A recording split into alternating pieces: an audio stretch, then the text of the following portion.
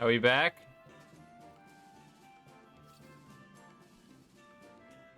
You got an ad. Thanks, Twitch. Alright, I don't know what the issue was, but I'm hoping that'll fix it. And if it doesn't, like I said, I'm out of ideas. Come on, let's roll. Maybe it like activated ray tracing or something and it's just demolishing itself? I don't know, I didn't see it, and I didn't get to check my settings because the game crashed before I got the chance. No, it looks fine.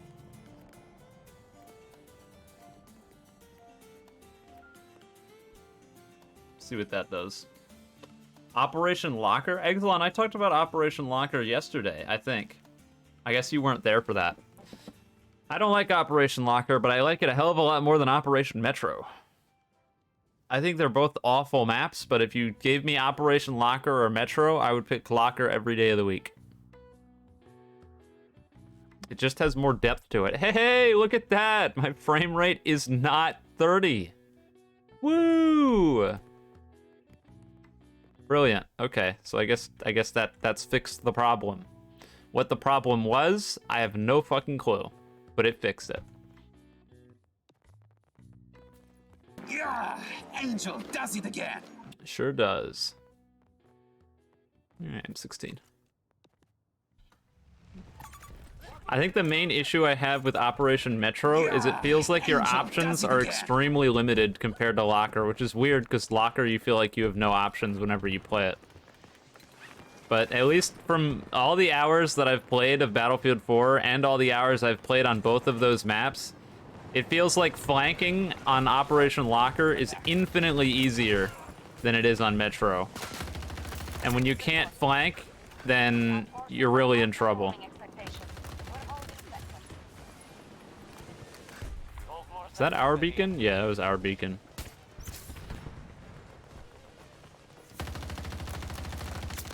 See ya. Overwatch 2? I don't know. I don't really want to play Overwatch 1.5. Maybe I assume most of their issues like server-wise and stuff are solved, so I'd consider it, but I also don't think that you guys would enjoy watching me play Overwatch 2, because I main support. I was a Mercy main in Overwatch 1, and I don't think it's very much fun to watch support. I'm just not a DPS player, and I never really have been. I played Mercy and Ana in Overwatch 1. And I also quit before the, like... I don't even know how to explain it. I quit before things got kind of out of hand and the meta... I don't know how to explain it. Before the meta slaves basically took over everything and you'd get yelled at the second that you didn't pick something quote-unquote correctly. Like even in quick play. I quit before that started really being a problem. And so I imagine now it's less so like that because I would assume there's more people playing. I think it probably stemmed from there being less people playing. Or one of the big reasons that it started happening was there was less people playing. But like I said, watching me walk around and hold left click and right click on my teammates is probably not very much fun to watch.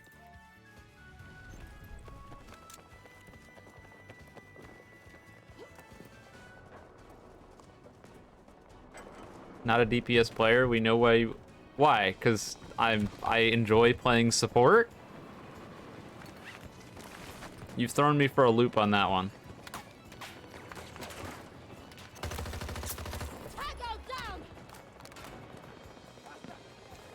I don't even remember who I would play if I was forced to play DPS back in Overwatch 1. Ow. And I really, really, really hate playing tank.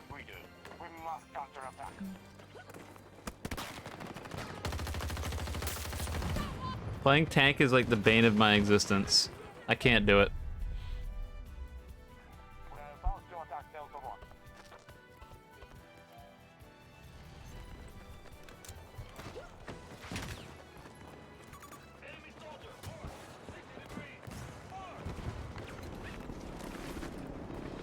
Why can't I play tanks? It's just so boring.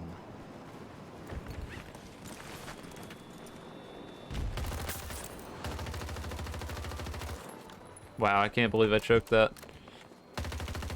Die. Thank you. Oh my god. Problem.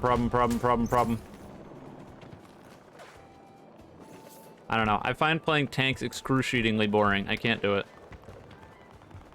I enjoy the, like, the micromanaging, almost, of keeping track of all of my teammates' health bars, and oh my god, what?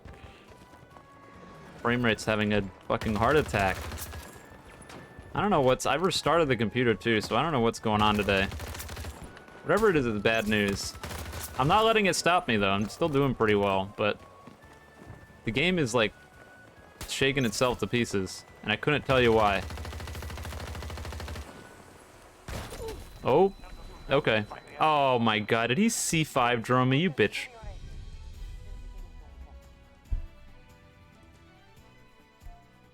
Roadhog? I mean, I don't know.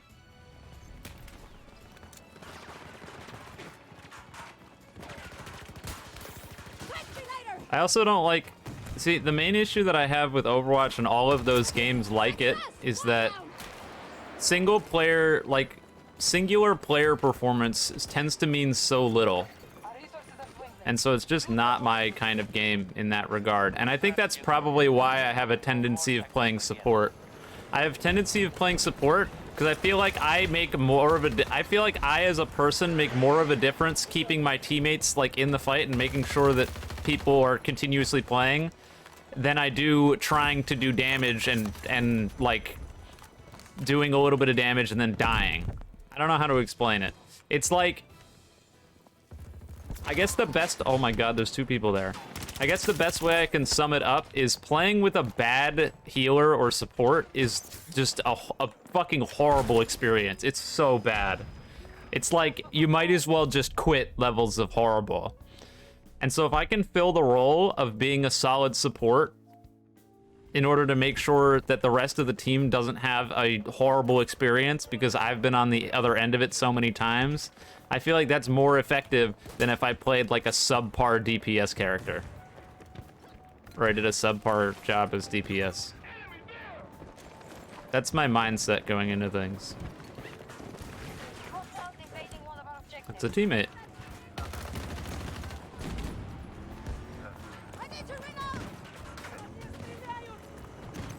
Stream with a play to see how long we'd come back after restarting the computer. Well, I wish that I didn't have to restart the computer at all. That would have been nice. It also would have been nice if the frame rate of the game wasn't, like, exploding, but beggars can't be choosers, I suppose. It's gotten a little bit better over the last, like, few minutes.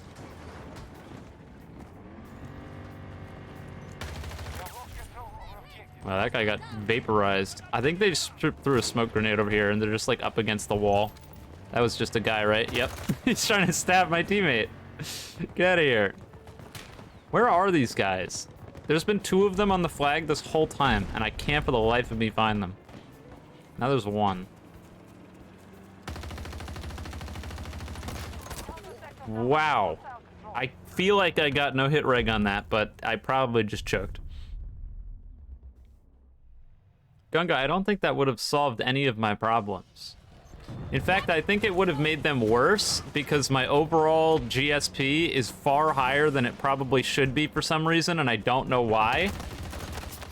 And so I would have ended up getting matched against presumably better players while playing a character that I'm worse with. Like, that doesn't seem like a super good idea, I'll be honest. Oh my god, I had no idea that guy was there. My opinion on Stone Ocean Batch 3, specifically it's the release date? Well, I don't know when it's coming out, and I don't care. I'm the least caring about the whole batch, what's it called? The whole batch controversy of anyone you'll ever find. I don't care. It will come out. Whenever it comes out, I will watch it. Whether it releases weekly or in a batch, it doesn't matter, because I'll watch it in the same way no matter what. I'll wait until it all comes out, and then I'll watch it. So, if anything, batches help me. But, like, it doesn't really matter. I don't care, because it tends to take me a very long time to actually get around to watching stuff anyway. So, again, it does, I don't care. There's a lot of doomers out there that are like, oh my god, the batch releases are killing JoJo. And I think that's a load of shit, but you know, whatever. Like I said, I don't really care. Like, Condor is a real problem. And now it's dead. Oh, I should have seen that coming. I don't know. It seemed about the same to me, Kyo. I enjoyed watching both the both Section 1 and Section 2 of Season 6. Or Part 6. I saw no variable differences between the two. They were both good, and it kind of confuses me as to why people... Hello. It kind of confuses me to why people were saying that, like, Part 6 was horrible and bad and, like, the worst. Because I don't get it. I don't look up... You also have to understand, I'm like the... I wouldn't say I'm like the contrarian, but I'm more so... I'm very, very anti-consuming other people's opinions on media before I've made up my mind. Because I feel like there's way too many drones on the internet especially who just look at whatever the consensus opinion is or find a YouTube video and then just copy whatever they think based off of that. And I hate that. So I try as hard as I can to never do that. I don't look at, oh my god. I don't look at reviews or anything like that. I just knew that the general consensus was that Stone Ocean wasn't very good, and so far I don't get it. Seems fine to me. I've been enjoying it.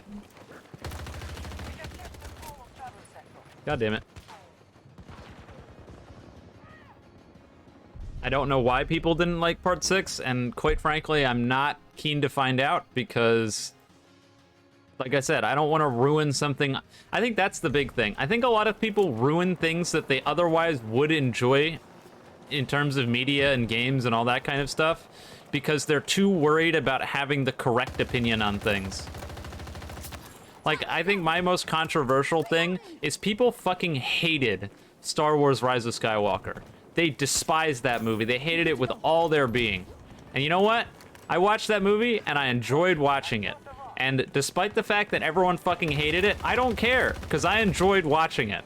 And that's what matters. I'm not gonna let a bunch of people come in and nitpick and ruin my experience after the fact because they don't like it. It doesn't mean that they're not allowed to like it, but it also doesn't mean that it should ruin the experience that I had in the theater because other people didn't like it.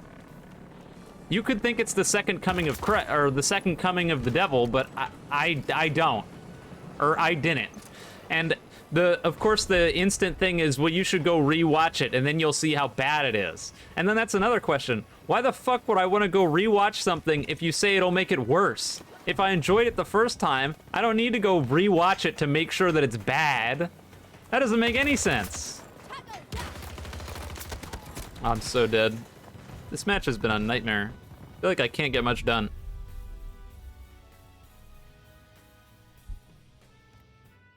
The Eclipse describing being open. It's not even being open-minded. It's like...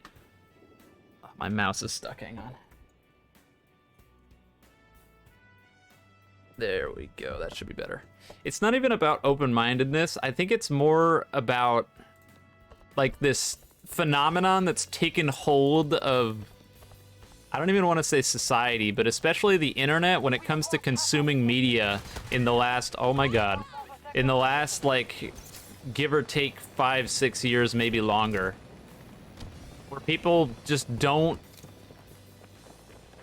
like, it's not even that they don't make decisions by themselves, but like there's a regarded right opinion on seemingly everything. Like something comes out and then by the first week that it exists, there's an opinion on that media and everyone knows the opinion on that media. And you will conform to that opinion, pretty much.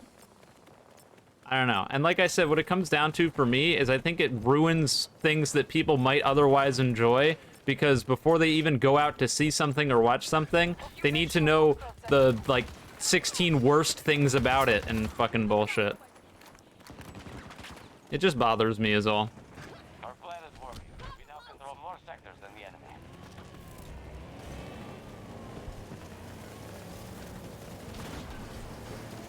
Wow. Please let me go. Thank you. Oh, my frame rate. Okay, goodbye. Didn't need the frames anyway. It's cool. Ow. I'm gonna make you regret that, buddy. We are attacking. Delta. No, not that guy. He's inside. This guy. You're clueless. See ya. Dumbass. Hostiles control all of Echo Sector. Got him. Oh, what the hell? Is he shooting me from up top? No way, right? I don't know where else he could be. Some guy just walked in, yeah? Yeah. Accuracy -3. Damn, I almost had that guy too. Second Crusaders Heaven video was one of my favorite videos of yours. Are you talking to me? Did I make a second Crusaders Heaven video? I don't think I did. Did I even make... I did make one of them, right? I made one of them and I said it was bad, I think. Or I said it was, like, not for me, but you should go play it anyway or something, I think. And make up your mind. I mean, people do the... I was gonna say, people do the same thing when it comes to that whole, like, media blindly listening to personalities on the internet. People do that same thing with me. I'll say something is bad or I don't like something, and then the Eclipse drones will come out in full force and just parrot my exact opinion without ever actually taking any thought in it. And that's not to say that you can't take inspiration on how you feel about things from other people, but, like, you should at least use your brain a little bit rather than just blindly following whatever the current most popular trend or opinion is. That's like human nature in a sense, though. To just not do that. I'm gonna die. I'm gonna die. I'm gonna die. I'm gonna die. I'm dead.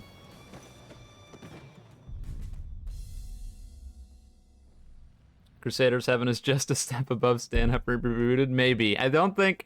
Honestly, I think if we're comparing Stand Upright Rebooted to Crusaders Heaven, we've lost all hope in reality, and we should all just give up. The second that conversation starts becoming... It's like, look, I'm gonna compare a turd to another turd. This turd smells slightly less bad. Oh god, I hate this. I hate, I guess I don't really hate Crusaders Heaven as much as I hate Stand Upright Rebooted, because... I mean, Crusaders Heaven is a mess, but Stand Upright Rebooted is just such a awful game in terms of design and gameplay. Your standard grind-to-win affair. I hate that.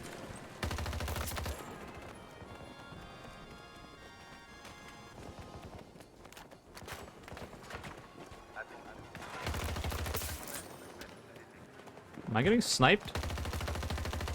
I think I'm getting sniped. Not sure from where, though. Which is kind of the issue here. There's still 4 people on the flag. Oh my god, I just killed 2 people, and there's more people than when I started. Oh no! God damn it.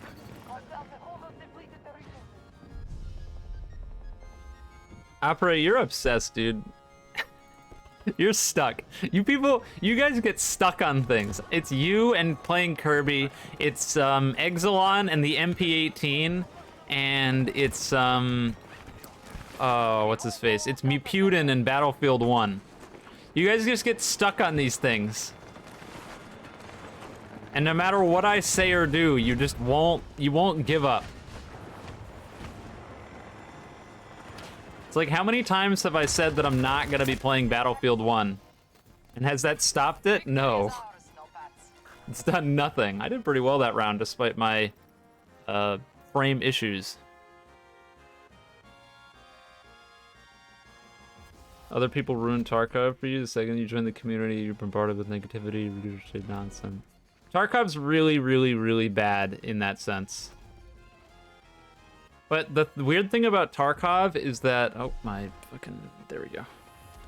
The weird thing about Tarkov is I feel like the less you know, the more fun that you'll have. And I would agree that involving yourself in the Tarkov community can very well ruin the game for yourself in more ways than one. But the Tarkov community has some of the most drones I've seen in a while. They have a lot of people who just, like, blindly monkey see, monkey do. Like, there's so many things that have been exposed in the past. I feel really, really bad. My favorite Tarkov creator, hands down, and I don't really watch Tarkov creators much nowadays, or even really in the past. There's two people I like to watch that play Tarkov. Aqua FPS, because he's funny as shit, and Veritas, because he's like the punching bag for Tarkov drones. I feel so bad for that guy. He's simultaneously an inspiration to me, and I feel awful for him. He seems almost like the me of Escape from Tarkov, where he has lines to the developers in some sense, but can't actually do anything to fix the game, and has, like, gotten so done with it. And the community constantly takes what he says out of context, misconstrues it, and then posts clips about it all over the place to tear him down on the regular. And it seems like he flip-flops between being Tarkov's devil incarnate and being the savior of the game. And it's just really just depressing to see. I feel awful for that guy. For a while, he just up and quit, and he was playing, like, some racing game or something, Trackmania. He was just so done. God, that's some rough stuff.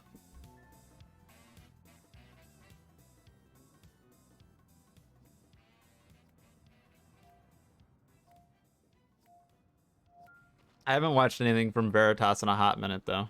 Let's make every move count out there. But, like, he'll say things that he's like, he'll say something that's so non-controversial.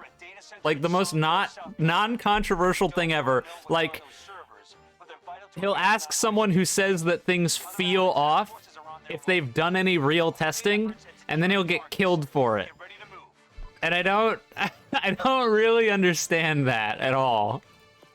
It's like, wait. You're upset that instead of blindly believing the hive mind sentiment, he asked you to go out and actually test it and get some evidence. Like, what the fuck? What? The Tarkov community's a disaster.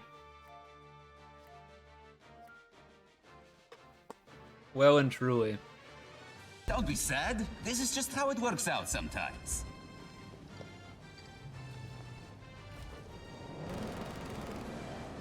Did you tell us about my Halloween plans? I don't really have any.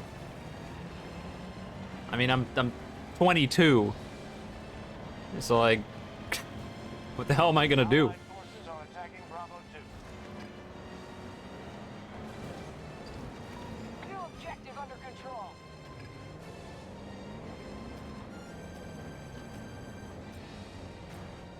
Yeah, the Steam audio, Exelon, the whole Steam audio thing is hands down the funniest Tarkov, you're a fucking idiot thing on the entire planet.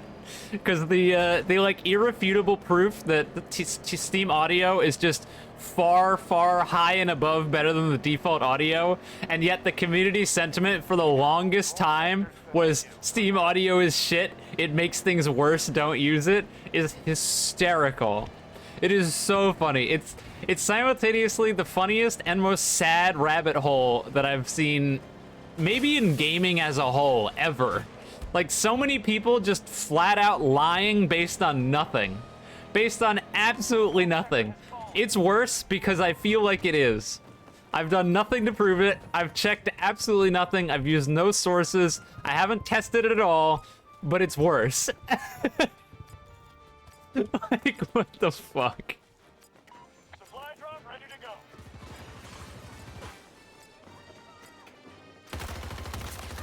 Wow, that guy almost cheesed me with that. They're right below me.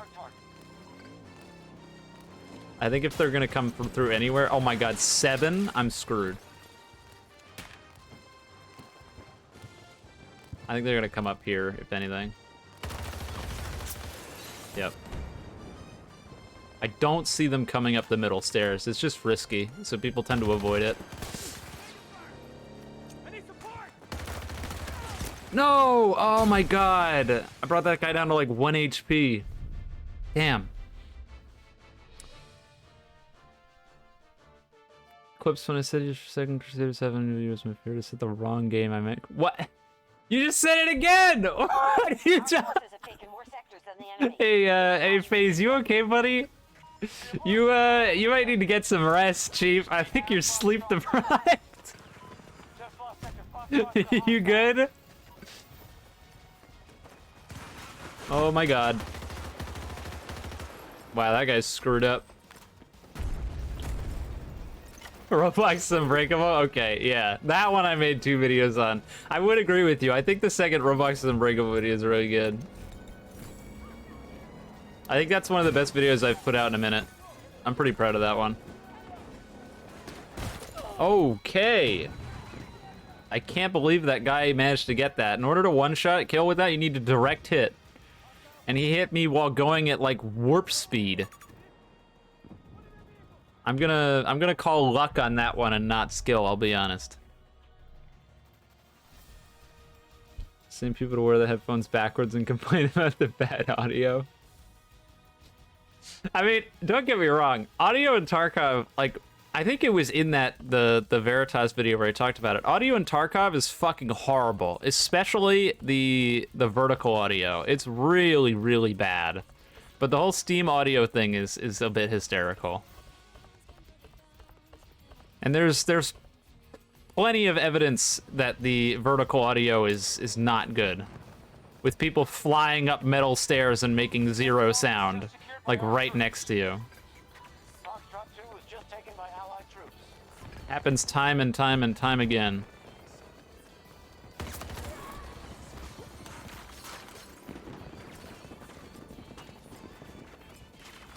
I don't know if they're ever gonna get around to fixing that.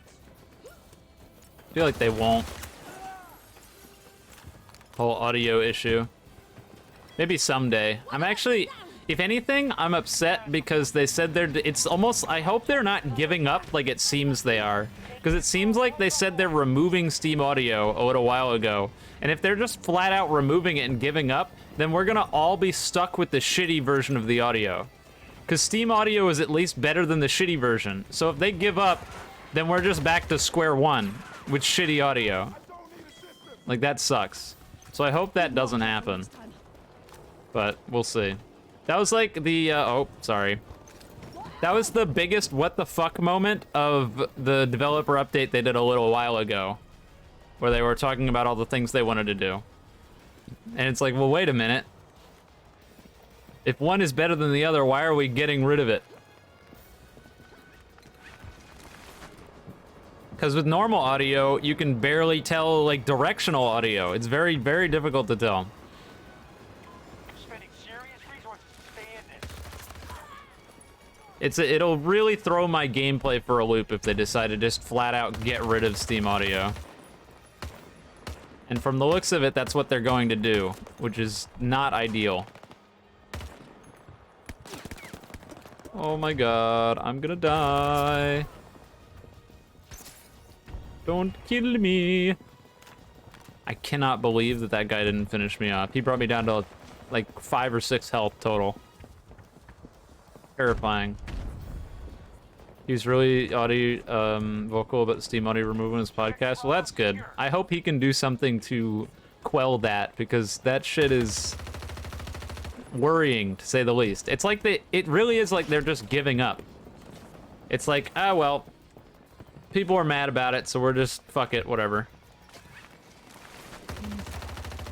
People are really gonna start to see how bad things are if they take that out and everyone is forced to use the standard Tarkov audio.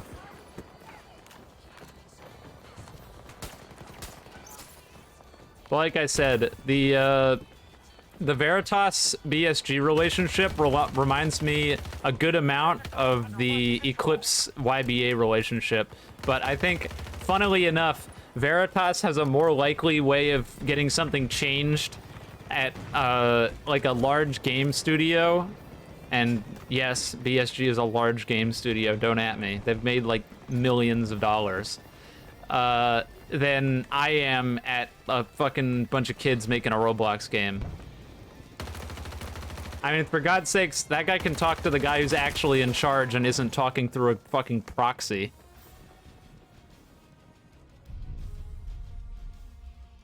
Am I gonna do more streams about Smash? Probably. I don't know. Attack on Delta 1 initiated by our troops.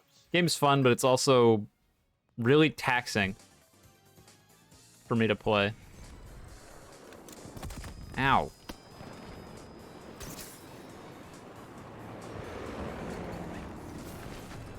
Oh, that's a mini tank. I thought it was a Jeep.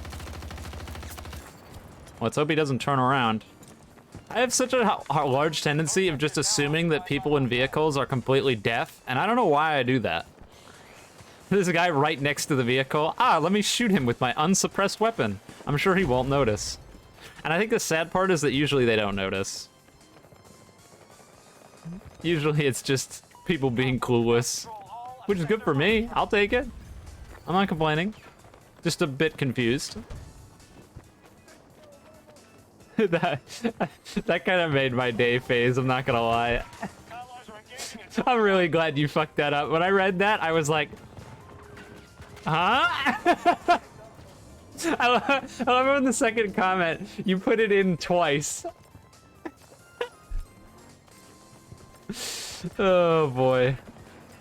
Hey man, those crap games, they all blend together. I don't even think I can blame you. Now there's a real question we should be having. Oh my god. God damn it.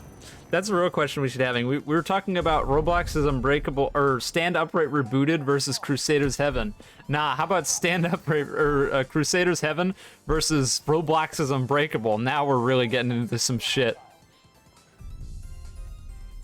I should do like a bad JoJo game tier list. That would be fun. That's free content. People would watch that.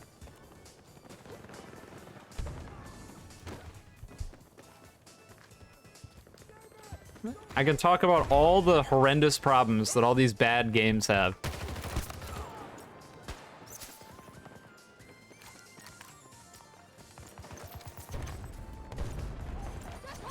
I don't know where this guy is. Don't bleed out, don't bleed out. Ooh, 1 second left, let's go. Also don't bleed out, and don't skip. Yeah, I'm coming, hang on. I got you moving. Hold on. Everything in F tier? That'd be the best. All right, so you're doing my job for me. I'd rank all these games, I'd talk about all their problems and all this different stuff, and then at the end of the game, or at the end of the video, I just cut to them all being in F tier, and then immediately cut to the end screen. You're literally doing my job for me. This is the big brain play of doing these live streams.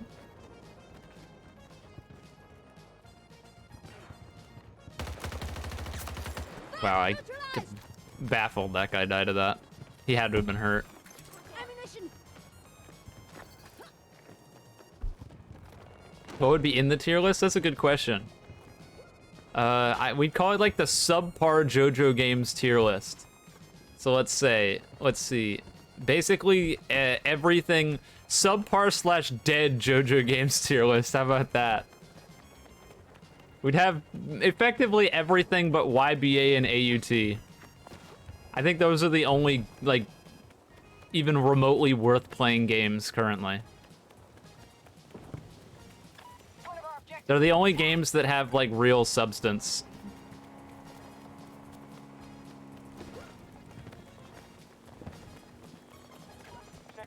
And I think the player counts reflect that.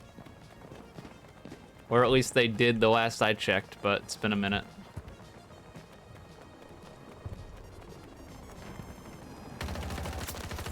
That guy got deleted.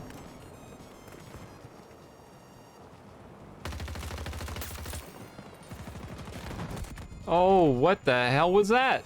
Is that a tank?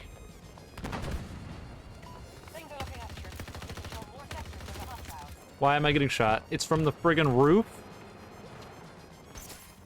I'm so done. Yeah. I'm surprised I managed to take as many people with me as I did. That was a mess. Open the squad? Yes, I can. Boop.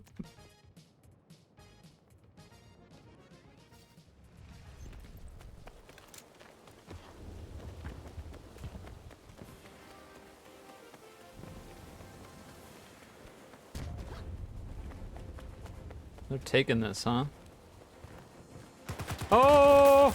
Hi. That was the only person here? Really? Totally surprised.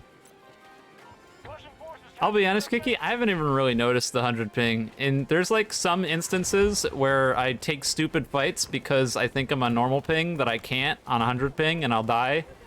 But usually it's not that big of a problem. It's like maybe 2 or 3 deaths from behind a wall every 8 encounters. I don't know. It's usually not that bad. I don't know why or how I struggled. I don't know if they updated their infrastructure for higher ping players. I don't know. But when I was first trying to play with, or maybe I adapted the crap factor, who knows. But when I first started trying to play with you on the EU servers, it was a total nightmare. And I couldn't tell you why. It was just constant no hit reg, just disaster. I'm hoping that I get peeked here instead of having to do the peeking myself. Or we could have that guy just materialize out of thin air. They're all up there. Oh my god! Hi.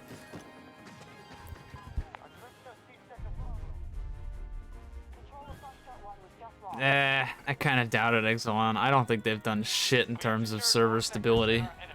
They could be very unlikely, unfortunately. Based on the fact that there's still sometimes where I'll play and things will just be rubber banding and feeling like ass, I kind of doubt it.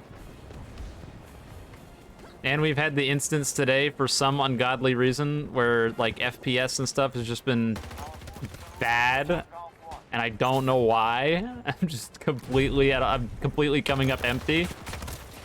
Oh, come on. I was gonna win that fight, you bastard.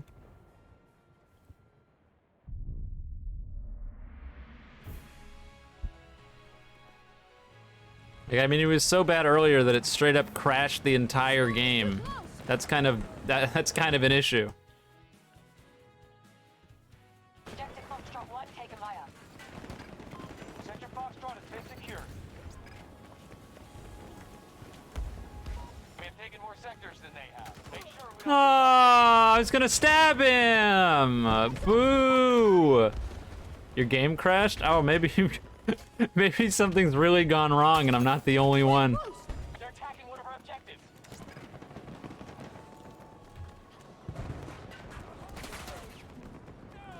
No! Oh, he left without me. Oh, good. Fun and interactive stealth helicopter. Just lost an objective. Oh, that was a guy. God damn it. I thought I saw someone over there. The VoIP seems to work. Why not? It just makes sense. What is my cat's favorite color? Oh, you bitch ass. I should probably kill that guy. How much time is left in the game? A lot. I definitely have to kill that guy.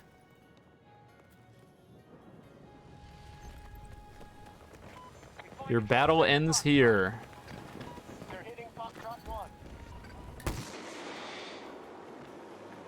We control the majority of sectors. Boom. Yeah, we got one. No stealth helicopters allowed. Oh, please, please, please, please, please, please, please, please, please. Elevator, please. I'm gonna die. Open, open, open, open, open. Get me out of here. Bye. I don't want to be there anymore. Beans? This is a bean-free stream. No beans allowed. If you're looking for beans, you're going to have to look elsewhere. And if you talk too much about beans, I'm going to be forced to bean ban you. You're going to get beaned. You don't want that, do you? No, no beans. Beans are banned. Ban battles. We control fewer sectors than them. I want to stab this guy. Unacceptable. I thought he was gonna turn around, so I just shot him. Like a loser. The second he stood up, I figured he heard my parachute and he was gonna turn around, and then he just didn't. Let's be real, the melee probably wasn't gonna work anyway. It never does. Damn.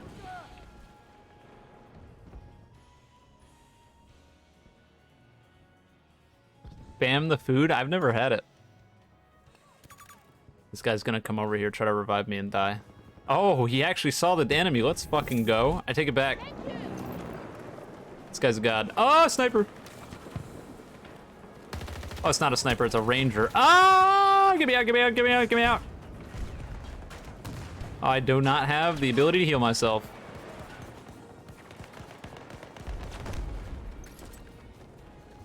You know what? I'm getting out of here. Bye! Yeah, I've never had spam. Wasn't it like stupidly expensive recently for some reason? I feel like I read that somewhere. But that's the extent of my knowledge, is I feel like I read that somewhere. So I don't actually know how true that is. That might have just been a bold-faced lie.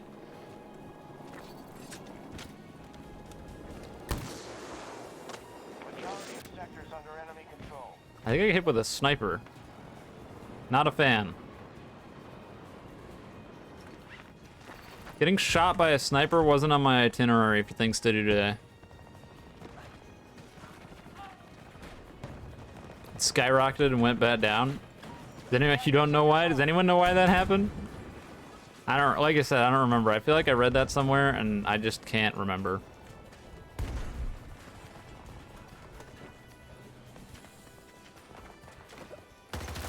Oh my god, I aimbotted them. I mean, I am a legitimate player. No cheats here. Just bad FPS. Thank you. Good teamwork. Thanks. Why don't you ever get discounts on the Tarkov? Why the hell would you get a discount? Who do you think you are? What did you do? Did you deserve a discount, huh? You think I'm gonna make it easier for you to do that? You think I want to make it easier for you to do that? Really? Now, why the hell would I? If anything, you should get reverse discounts. You should get price increases. I should be price gouging this shit.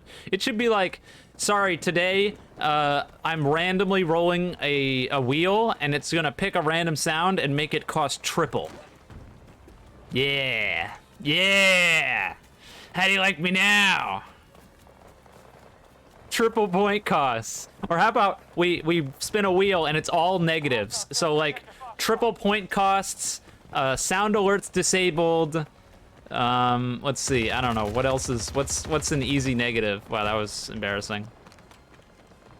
Only Angel, you know, you can only use Angel lines, that's probably good. You've won allies back home. Paywalled, you know, you can only use the sounds if you pay. I like this idea. I think we should go like this. This is a good plan. I'm liking this. Well, the problem, Oh, he's becoming like EA. yeah, EA, let's go.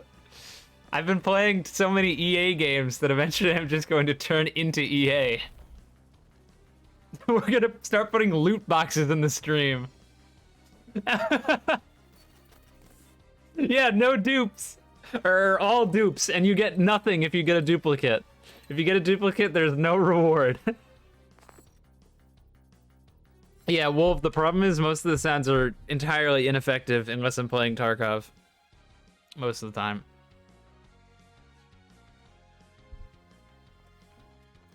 They want boots on the ground. They want boots on the ground. EA employee? Come on, you're selling me short. I think you meant EA CEO. Now, I'll probably... I don't know if I'm gonna do another video on Smash Answer All, but I'll almost certainly play it in on stream at points. It's been fun. I missed the game. But I hit a wall a long time ago, and I don't think I can ever get past that wall, if that makes sense. The reason I quit a long time ago, despite enjoying the game, is I felt like I was just running up into a brick wall. And it's the same problem I have today, where like I'll consistently match against people that I know that I should be better than, and I know how to beat them, but I can't do it. Like, I'll know the strategy that I need to employ, but I'll fail to actually do it. It's kind of hard to explain. Than they do. Make sure you defend our positions. Lesser man would go into the people. Yeah, only a loser would actually get in. Oh, hang on. Did someone say Polaris RZR? We're getting an upgrade.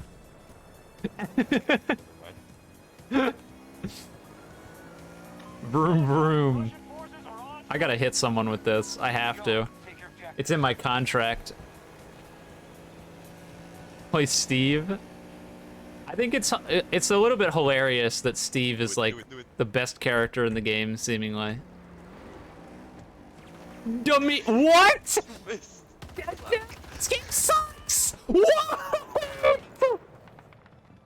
I got 100 pinged there. I got a no reg. You can go back and watch it in slow motion if you don't believe me. Blood came out of his character and he didn't die. We've lost Sector Delta to the hostiles. No, I think it's fucking hysterical that Minecraft Steve is like on the docket for people wanting him to be banned. Like if you went back in time to like Smash Ultimate's release and you told me that Steve from Minecraft, people wanted to ban Steve from Minecraft in tournaments, I would laugh at you. I would laugh in your face. I would think that's the funniest shit on the planet. And here we are, 2022. We just secured Alpha 3.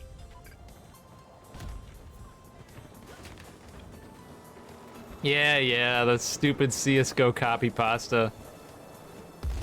You can go back and watch that if you don't believe me. I very, very clearly hit him. But on his screen, I was dead before, or on the server's side, I was dead before the last bullet hit him. Unfortunately. I'm gonna die. Yeah. I don't know how I didn't hit that guy.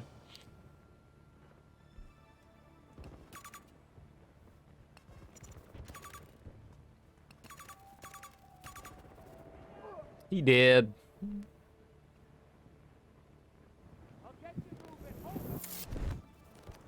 I don't know. I'm in the camp where I don't think that the dominance, at least like I said, I don't play the game hyper competitively, but as a spectator and as someone who looks at the data, I don't think that Steve is a large enough representative to warrant being banned, at least currently. And of course it's a slippery slope in a sense that if we wait too long, or even, like, it's already been too long. Like, he won't get banned no matter what, because it's been too long. People have spent too much time learning the character and the ins and outs and playing them, and so banning them... Oh, that was an enemy. I thought that was our helicopter. I don't know why. Banning him at this point would screw over all those players, and TOs don't want to do that, so they're not going to. So unless something, like, just genuinely, completely game-breaking comes out about Steve, he's not going to get banned. It won't happen. How the fuck does this keep happening? I hate this flag. Why did I keep spawning back here? This flag is just horrid. It's nightmare fuel. People want Kazuya banned too. I've heard about that. I didn't know about that people wanted Kazuya banned until just recently, which is even more weird to me.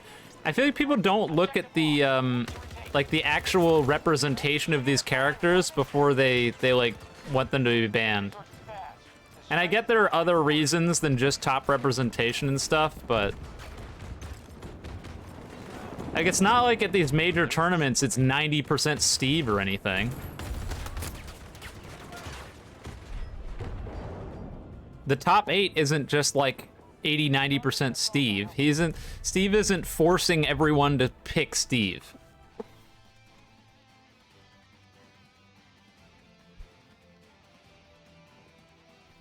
And I don't think that's out of player stubbornness either. Because if Steve was just like the obvious #1 meta pick guaranteed, then everyone would be playing him. No matter what. Like, these competitive players aren't going to actively not pick the best character in the game, and we could see that in Smash 4 Cloud and Bayonetta. Friendly down.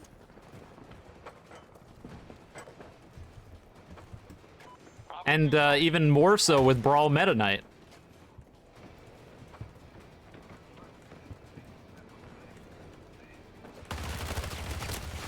God damn it. Ah, once again, Twitch has reminded me to follow, so I once again have to remind you to unfollow, unsub, leave the stream, don't come back, and yeah, Twitch told me to tell you to say that. Why the hell does it do that? Can I make it stop telling me that?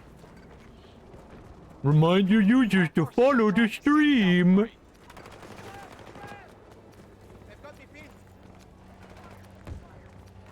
Like, comment, and subscribe.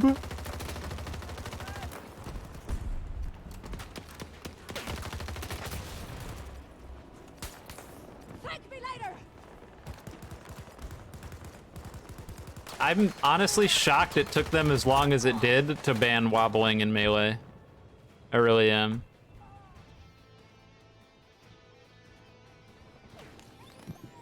It feels like, generally speaking, infinite combos in fighting games, if they're not patched out by the developers, get banned extremely quickly. But that's one of them where they were just like, nah, we'll just leave this here. It's so weird. I fucking hate the Super Hind. I hate it so much. Why is that in the game? You like it just slowly hovering up there and killing absolutely everybody? What a balanced vehicle. So glad they have that in the game.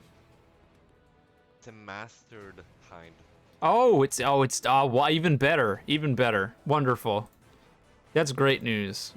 Nothing I love more than a mastered Mi-240 Super Hind. I'm waiting on the spawn screen for a helicopter. Because somebody's got to do something about this.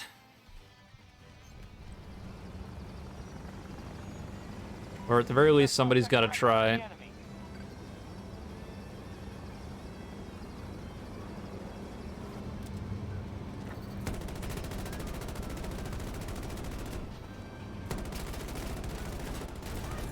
Well, there goes one of them, but that's not the only one. Our forces are moving to attack Echo 1. Yeah, I mean, like, talks of banning characters is always going to get controversial because people are currently playing those characters. That's what I think a lot of the time it's going to come down to.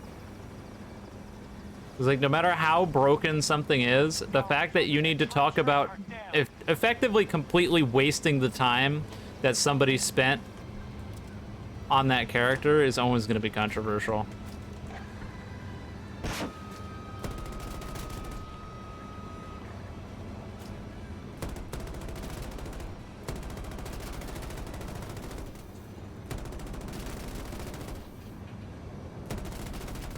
Bye-bye. They all got out. Cowards. Where's that attack helicopter? I saw an attack helicopter too. Did it die?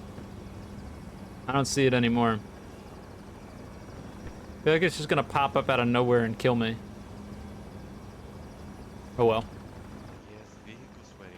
Hero is definitely not something that's on the, Our troops are holding Hero is a character that I'm very confused on why people wanted banned. I think the Smash community just jumps to conclusions extremely, or like a good chunk of people in the community just jump to conclusions far too quickly before any like amount of evidence on that has come out. Like, looking at it now, the whole Hero ban stuff is almost comical. Like, how many top Hero players do we see? Come on. 0. None. Or at least next to 0. Enemy vehicle destroyed. I can't think of a single time I've seen Hero, like, near the top of the pendulum.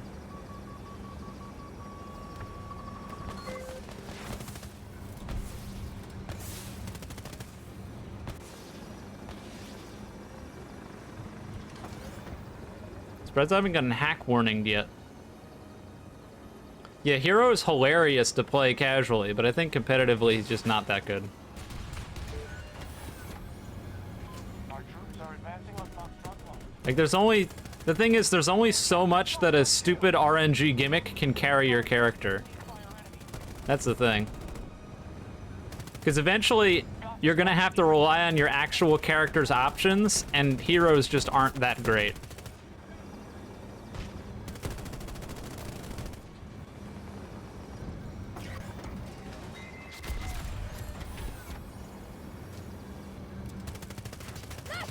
Oh god. No! Fuck. Absolutely demolished by level 292. Jesus Christ. That was probably the guy in the hind. I'd bet money on that. Did he just run away immediately? Of course he did. Target Bye-bye. neutralized. Missile hit the target. I don't miss doing that. Our forces have seized all of Sector Echo.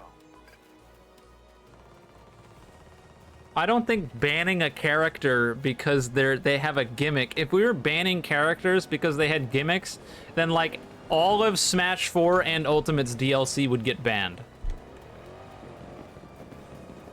Plus, the other question to say is whether or not a character gets banned at the end of the day should be decided by the competitors. So let me ask you this. For all of you that are in chat talking about whether or not something should be banned, how much competitive Smash Ultimate have you played? Like, I can tell you, I've been to tournaments. I've played in tournaments before, so I think I have at least a little bit of grounds to talk about it. But there's a large proportion of the Smash community that has never been to a tournament in their life, and they're talking about banning characters, and that doesn't make any fucking sense. Because it should really come down to the people who are playing at the highest level to determine whether or not these things are ban-worthy or not. Not some random Joe Schmo that's played like 6 times casually. Because if you ban, like I said, you're talking about banning characters that people have potentially spent like hundreds, thousands of hours putting into to try to make competitive in tournaments. Okay, remind me to never stop to pick people up ever. They just ignore you.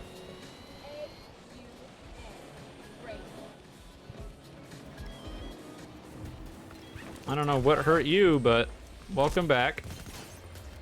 They actually get in my car. Now he gets in? I'm at a loss. We're really chatting out with our 5 people in the 4-person truck. Here's a good idea. Let's drive off the cliff and see who gets out. How many people does Eclipse team kill today? No, please, no. Tune in today to find out. Okay, maybe not. I was hoping that we'd be able to do it when they were capturing that, but maybe this one. Can't let them That was something, right? prepare to counterattack. It's a great point as a random Joe Schmo that played on my aunt's Switch. I'm gonna die on this hill. Interesting choice. Oh, he lived! Ow! I mean, planned it. Yep. I wanted that guy to live. The fact that he stuck that out is very, very surprising. Thank you, Lord Raiden, for the prime. I appreciate it.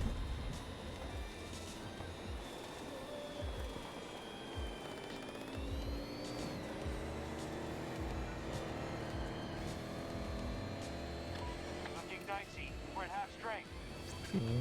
No! Oh, so close. The jank was coming in full force on that one. Yeah, this truck, you're right, the truck is immortal. I'm just gonna like, I don't give up on the, oh god, okay, I give up on the truck. That was short-lived. It got hit with a grenade launcher and lost like 80 health. Nope, I'm out. See ya. New plan. Shut up, McKay. Have we done anything this game other than fly a helicopter and die 2 helicopters? I went Liss with the express purpose of killing that Nightbird, and I haven't seen it. Did that guy just like use it and then promptly die? I'm gonna die. Oh, maybe not. Nope, we're good. I retract the statement. I'm gonna live. I'm doing so much living. It's the most living you're ever gonna see.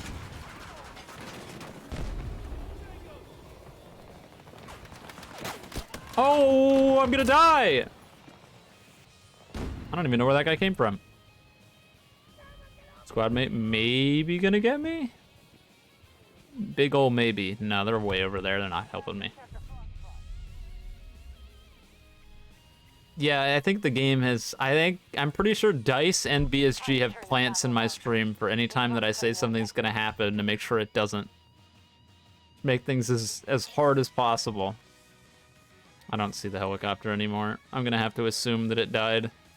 And if it didn't, then... You know what? So be it.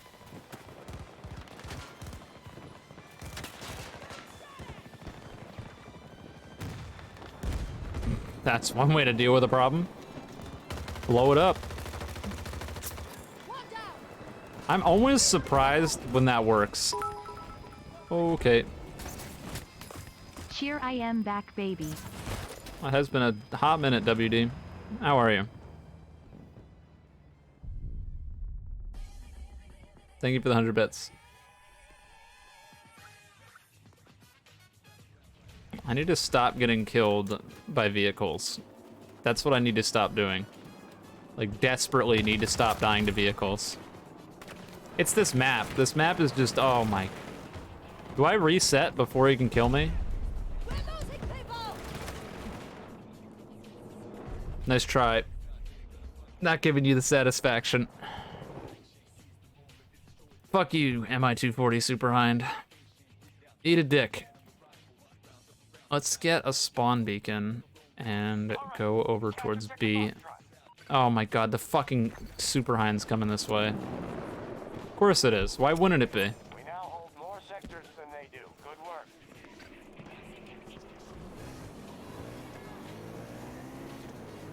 I need to go this way so it doesn't just shoot me the second I traverse across towards the other flag. Trying to juke out the helicopter, and it looks like it's working for now. I love how they're just immortal in that. Like, they just won't die no matter what.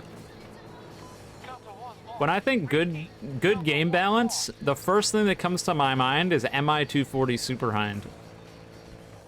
Just absolutely brilliant.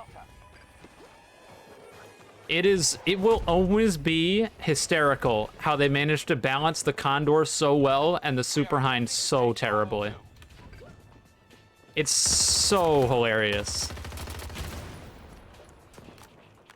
How do you go from something that's so well balanced to something that's so colossally overpowered in the same exact vehicle category? Not even the same exact vehicle category, just straight up the same vehicle, but differing from one side to the other. How do you fuck up that bad? Sector Foxtrot just fell to the enemy. Of course it came over here. That guy, like, knows who I am. They want to kill me. They're coming for my soul. I think they're both above me.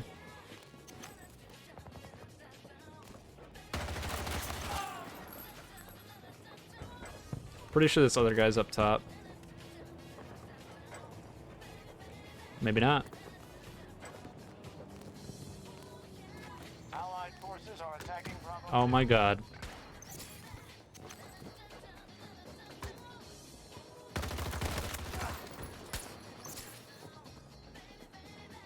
That asshole wanted absolutely nothing but to kill me with the grenade launcher. Don't die behind the wall. Oh my god. Yeah, come at me. I think he went above. I'm on to you, bitch. This sucks, dude. I need help. Captain reserves. This is their last shot. He's above me. Our forces now control all of Sector Foxtrot.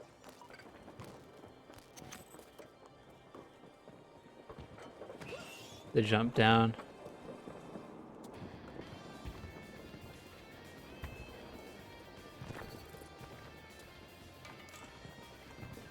Can't. I feel like they know I'm up here. Fight harder. Yeah, definitely knows I'm up here.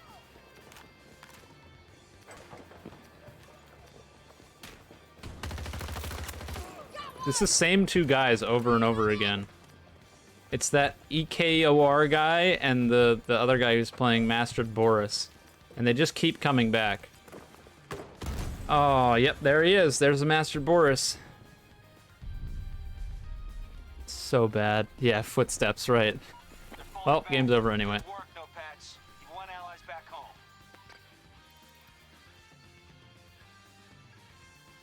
What do bits do? It's money. It's like... It's really weird, honestly. I don't know, why... Is there a reason that those exist? I assume it's like a way for Twitch to get more money out of people and less money to streamers, but I don't know.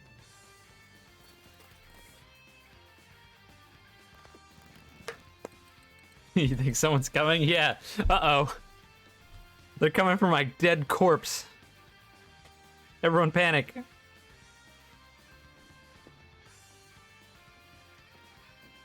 Ready. What, are you talking about the endless loading icons? They introduced that in season 3, and they haven't fixed it. I think they probably added too many skins, and there's too much shit to load, and the game can't handle it, so it just doesn't load them.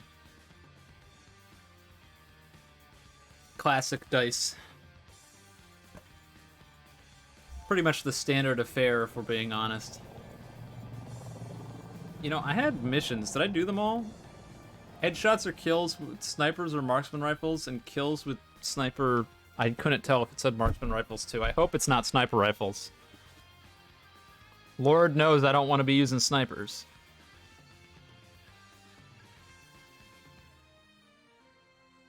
No, snipers are bad. We don't like snipers. I don't like snipers, and you shouldn't like watching me use snipers. Okay, thank God, it's sniper or marksman rifles. So I can use a BSVM.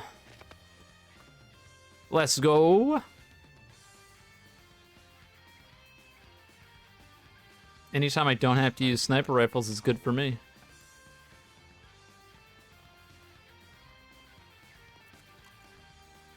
Oh, you know what? I should probably run my ammo box again, especially if I'm using this. Oh good, I'm on the team with the MI240 Superhind. In other words, easy mode.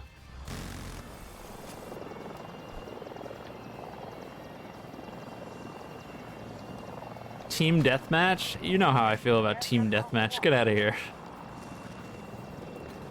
I don't even think you can play Team Deathmatch right now. I'm pretty sure Team Deathmatch is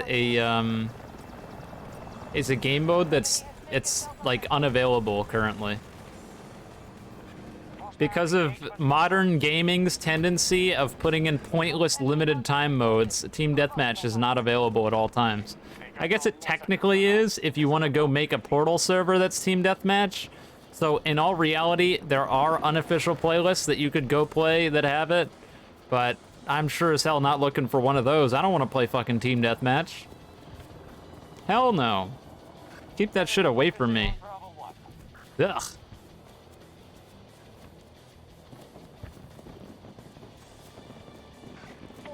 The new, well, I guess it's 16v16 now, but when the 8v8 mode was 8v8, that's the closest to Call of Duty I've played in a minute, and that plays a hell of a lot better than Team Deathmatch does.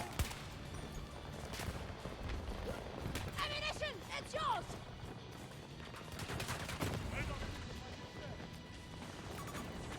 Team Deathmatch's just whole existence encourages degenerate playstyles. That was not Kiki, whose green name was Through the Wall. Wonderful. When am I switching to streaming on YouTube? Not anytime soon. I don't really have any reason to.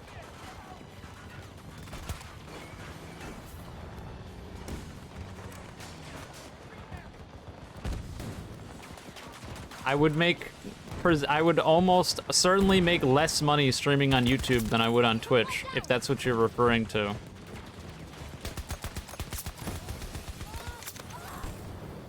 Well, that could have gone better.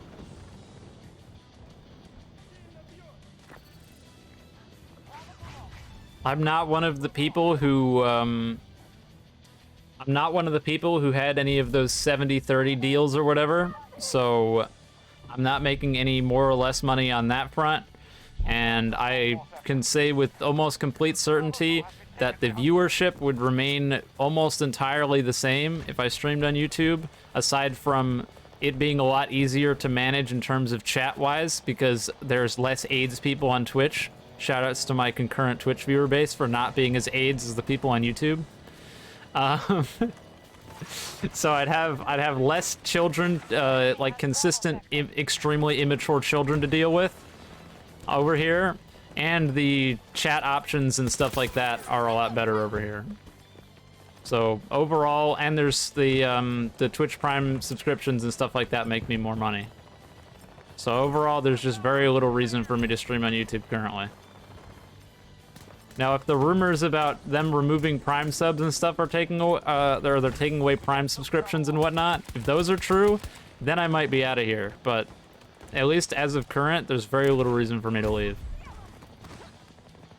Not only for monetary, but also for my sanity. Central sector is now secure. Okay. I need help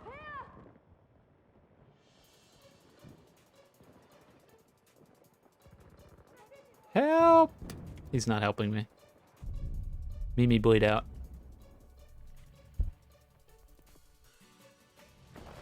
I think, what did I needed headshots and normal kills with this.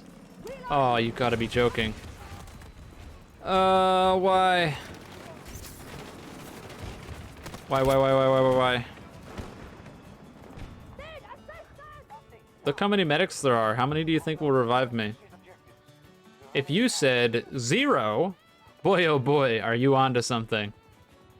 There's 1, 2, 3, 4, I think 5 total. And a few of them are out of my current range. Please, please for the love of God, don't walk over my body.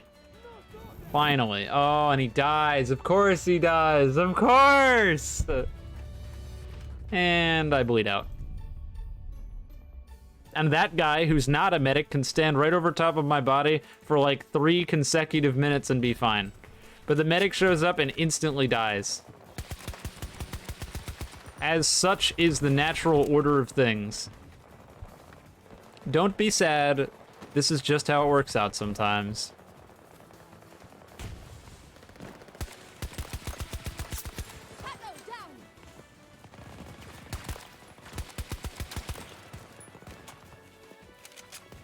Alpha sector is now under our control.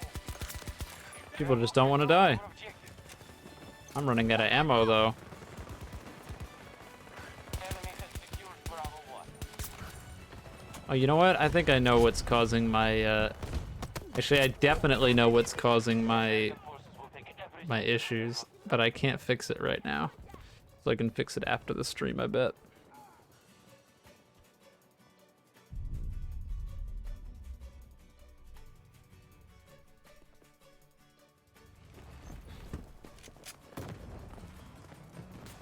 It should help me on my frame rate front. Bravo 2 targeted. Begin the assault. Got one! Reloading! If I played COD Vanguard? Fuck no. Might as well be asking me if I've played dog shit. COD, in my eyes, COD committed suicide in the last, like, I don't know, 5 years. They've just, it seems like they're just trying their absolute hardest to kill their own franchise.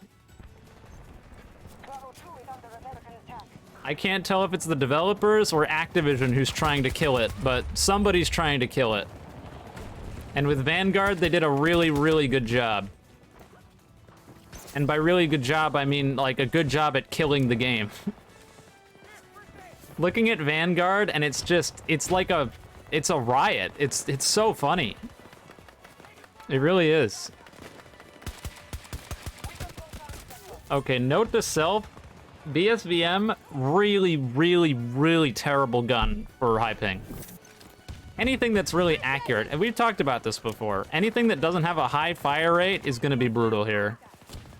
And this is definitely one of those weapons.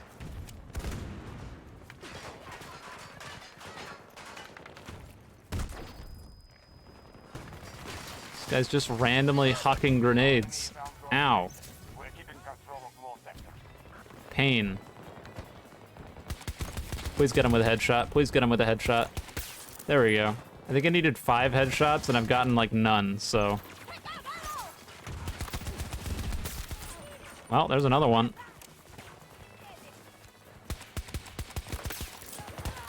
Yep, got it. Don't need any more DMR headshots. I think that's all of my weeklies. This is the first time in a very, very long time where it's taken me this long to complete them all. I just kind of forgot about them. I should play Wii Sports on stream for comedic purposes. Nah. Maybe someday, but not today. If I was ever gonna do that, I would want to go like all out and get some of my friends involved. But that would need a bunch of prep and stuff. Just be like, hey, do you want do you want to come over and play Wii Sports for a few hours for a YouTube video? This could be fun, but I do not plan on doing that.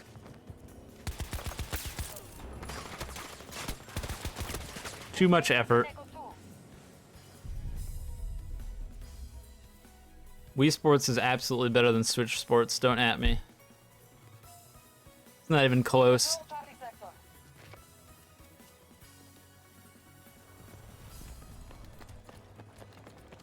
Is that that's a normal Jeep, not a mini tank. If it was a mini tank, we'd have a real problem. They hold more sectors than us. We must alter our strategy. It's gonna be interesting when all the McKays and stuff have the med pen. Because that's what they need. Give them all a way to eternally heal themselves, right? They really ought to rework the medic crate and medic pen gadget. I think. I think that the medic crate needs to come back a lot faster to encourage you to use it to help your teammates. And I think that the oh wow, that went well. And I think the medic pen needs to have like some sort of rework on its mechanics, because it just like there's so little reason to use it. Once you run out, there's no real like viable way to replenish it, and it's just like it takes up so many different slots. Or you could put so many different good things on it, and I guess they're gonna be making it so that it automatically is given to all these classes. So maybe that's like the solution, but I don't even know if that's the solution, because it's still gonna suck. It's just everyone's gonna, or all the assault classes will have it, but it doesn't make the gadget any better. I don't know. It's weird.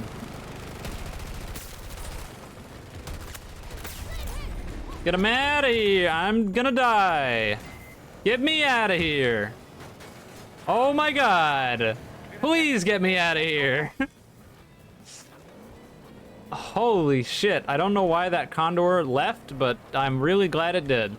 Okay, anti-armor grenade. Badass. Switch Sports is so trash. I hate it so much. I'm so glad I didn't buy it, and I played it when one of my friends bought it, and we played it at a get-together. Switch Sports bad. And the fact that it was like a live service bullshit where they were adding things after the fact, I hate that. Like, just release the whole fucking game, man. Come on. We don't get complete games anymore. My brother and one of our friends was talking about how Modern Warfare 2 was like slated to release with 50 weapons or something at launch, and they were like, "Oh my God, 50 weapons at launch! Like this is unheard of." And all I could think of to myself the whole time, "Holy shit! How the hell did I live that?" Okay, there we go. All I could think the whole time when looking at it is like 50 weapons at launch. That should have been the norm by now. That shouldn't be the exception. How are we at the point where having a large variety of things to use at launch is the exception rather than the rule? That's so sad. Gaming is in such an awful spot. Imagine a game coming out complete.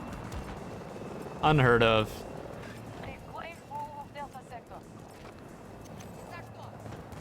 I feel like all the franchises and stuff I used to enjoy all release a broken or incomplete product and then fix it later. Because I guess that's just the profitable business model now. I unironically don't think I can think of a game in recent memory that I played that released, like, complete. Like a new release that I played that released finished. Why am I getting so unlucky with the transport helicopters? Last game, it was get dumpstered by Heinz the whole time, and then I get put on the Hind team, and the Hinds don't do shit, and I get dumpstered by Condors. I mean, at least if I really tried, I could probably bring down the Condor, unlike the Hind, but still, point stance. Why am I getting fucked in the ass by this shit so much? I must reload. There should be less of those globally. There should only be one transport heli per team on every map, in my opinion. Eyes up. I'm reloading. Having two is overkill. I know that they wanted to have it so that more people could have like places to spawn, but all it really ends up doing is causing more, making it a whole lot easier for like people to just get in and farm infantry with stealth or transport helicopters. How the hell did you mess that up? Do DLCs count as an unfinished game? No, definitely not. I think there are games that that release DLC that are finished all the time. But like nowadays, games just they release so bare bones. DLCs should be an expansion on a completed game, not required in order to make the game feel like a finished product. One down. Reloaded. Like, I think Breath of the Wild is absolutely a finished game, and that game had DLC. And none of the DLC felt like... I mean, Breath of the Wild's DLC honestly was kind of ass for the most part. But the point is, nothing part of the... No parts of the Breath of the Wild DLC made me feel like... what's it called? No part of the Breath of the Wild's DLCs made me feel like, man oh man, this like desperately needed to be in the base game, except for maybe Master Mode, which probably should have been in the game from the start. But everything else didn't make the game feel complete because the game was already complete. It felt like an addition to a finished game. The problem is that there's all these games that launch not only technically in terrible states where the like game will crash and it will have all these technical problems, but also from a content perspective, the games will just release with barely anything in them. And then they think that they can just patch it out later. And that's because they can. It's because they can. Because they always get away with it every time. And they always will. It's never gonna stop because they'll never not get away with it. That's the unfortunate truth. It's hopeless. Well and truly. Ow, ow, ow. Fuck you, fuck you, fuck you. We control most sectors on the battlefield.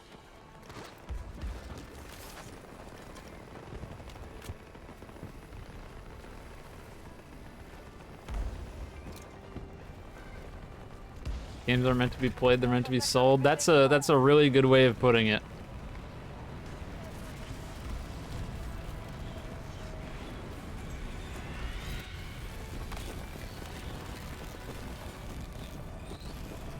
How do we gouge as much money out of the consumer as possible?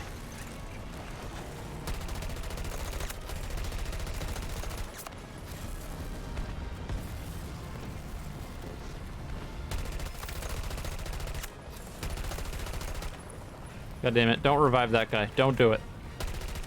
Okay, he didn't do it. Thank God. Oh no! You are terrible! That guy is an embarrassment. Oh god. That guy two-shot me with a SCAR.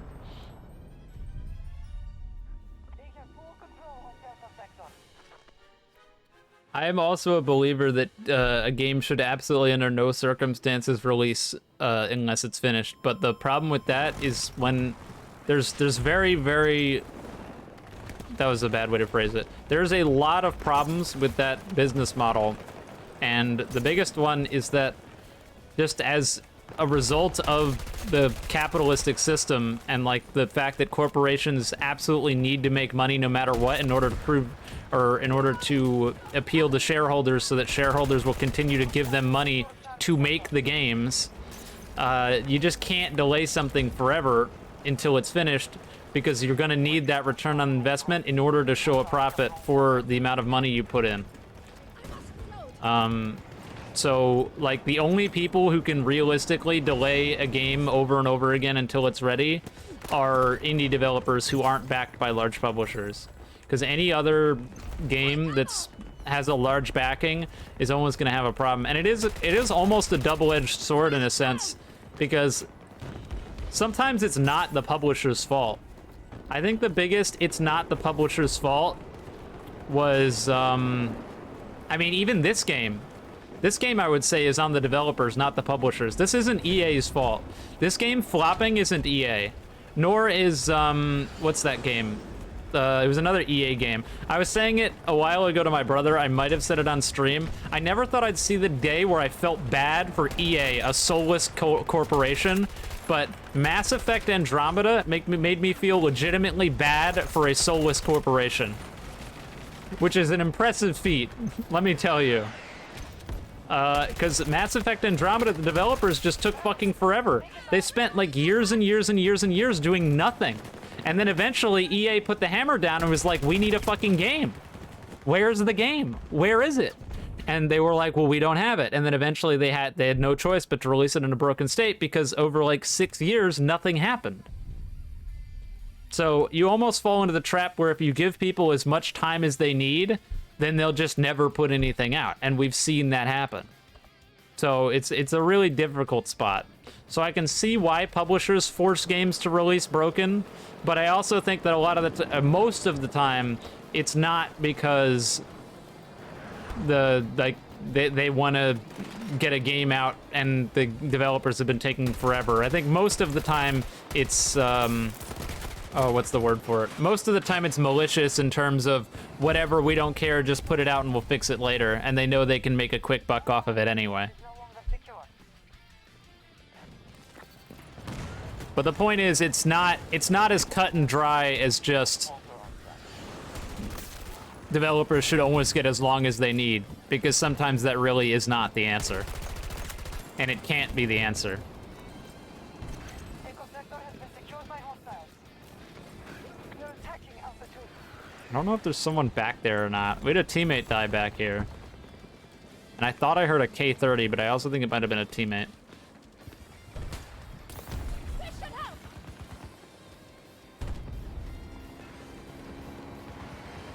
I think the fatal flaw when it comes to American forces game releases is will not win the next. if EA owned YPA, we might actually get free spec storage. I think EA, at the very least, EA in all their like glory of being the worst company ever, like just ever, at least they do a better PR job than YPA does. No, I think the fatal flaw that a lot of games these days meet is setting unrealistic, just flat deadlines and then being forced to delay the game in the first place. It's something Nintendo's kind of got a Nintendo's pretty much got a mastery on it, where they will wait until the game is done and they'll give very little information other than that the game is in development, and then they'll slap a release date on it after the fact. Whereas all these different publishers will, in order to generate hype and stuff, they'll put out a flat release date like a year or two ahead of time, And a year or two is a long time, especially for development. And if then if there are development troubles, Let's get started. and you get to that like year or year and a half later, you'll know that they have to delay the game, or the developers know they have to delay the game if there's half a year left and it's not even close to being done yet. So I think one of the easiest solutions here is to stop announcing games with release dates like years in advance. But they're not going to stop doing that because that generates hype and, in a sense, money. It's advertising. The gaming industry is just a fucking nightmare. Don't think there's a game with worse PR than YBA. I think there definitely has been, 100%, but it's pretty bad. It is pretty awful. Be ready and be decisive. I've seen some pretty bad stuff in my time. I think the worst instance of PR in my life that I've seen in video games was during Battlefield 5 when that guy went onto like Twitter or something and said, if you don't like it, don't buy it, to the consumers who were going to be buying his game. I think the very last thing that you want to tell the people who buy your product is to not buy your product. Like, that's like rule number 1 of marketing. Do not tell people to not buy your stuff. I agree, FaZe. I couldn't agree more. BF5 was a pretty good game, butchered by a horrible marketing campaign. That is the best way to describe it.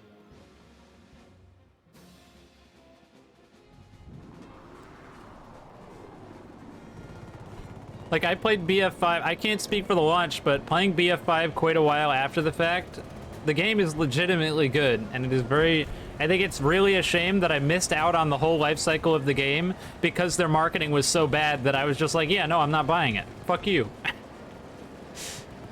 I think the real travesty of Battlefield 5 was the way they marketed it versus the way the game was clearly intended to be interpreted. Because if you look at Battlefield 5 and Battlefield 1, they're very similar in regards to their feelings on historical accuracy. Battlefield 1 is anything but a historically accurate game. It is not even remotely close. People that say that Battlefield 1 is a historically accurate game are complete fucking idiots. There's no other way around it. And so Battlefield 1 was almost set in like a alternate reality World War I in a sense. And Battlefield 5 is the exact same way. It has the exact same level of, like, not based on historical accuracy kind of thing, but they tried to toe the line between telling people that it was a historically accurate game and then showing people that it very clearly wasn't. And if they just doubled down by saying, hey, we're doing the same thing we did with Battlefield 1, it's not going to be, like, historically accurate, then they would have been fine. But they pissed everyone off because they told everyone that it was going to be a historically accurate game and then kept showing everyone that it wasn't. Like, you can't do that. You can't tell people it's going to be one thing and then show them something completely different.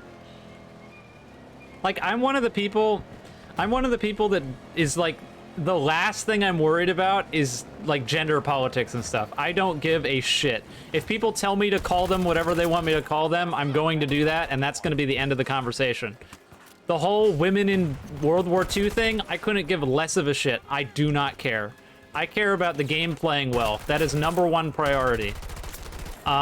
So when it came to, like, the whole outrage about there being women in World War II, I didn't give a flying fuck about that. But if you tell people that it's supposed to be a historically accurate game, and then you're showing, like, disabled women running around on the battlefield, that shit's not historically accurate, so don't say it is. You're just lying. If you went and told me it was an alternate universe and then put that shit in, I don't care.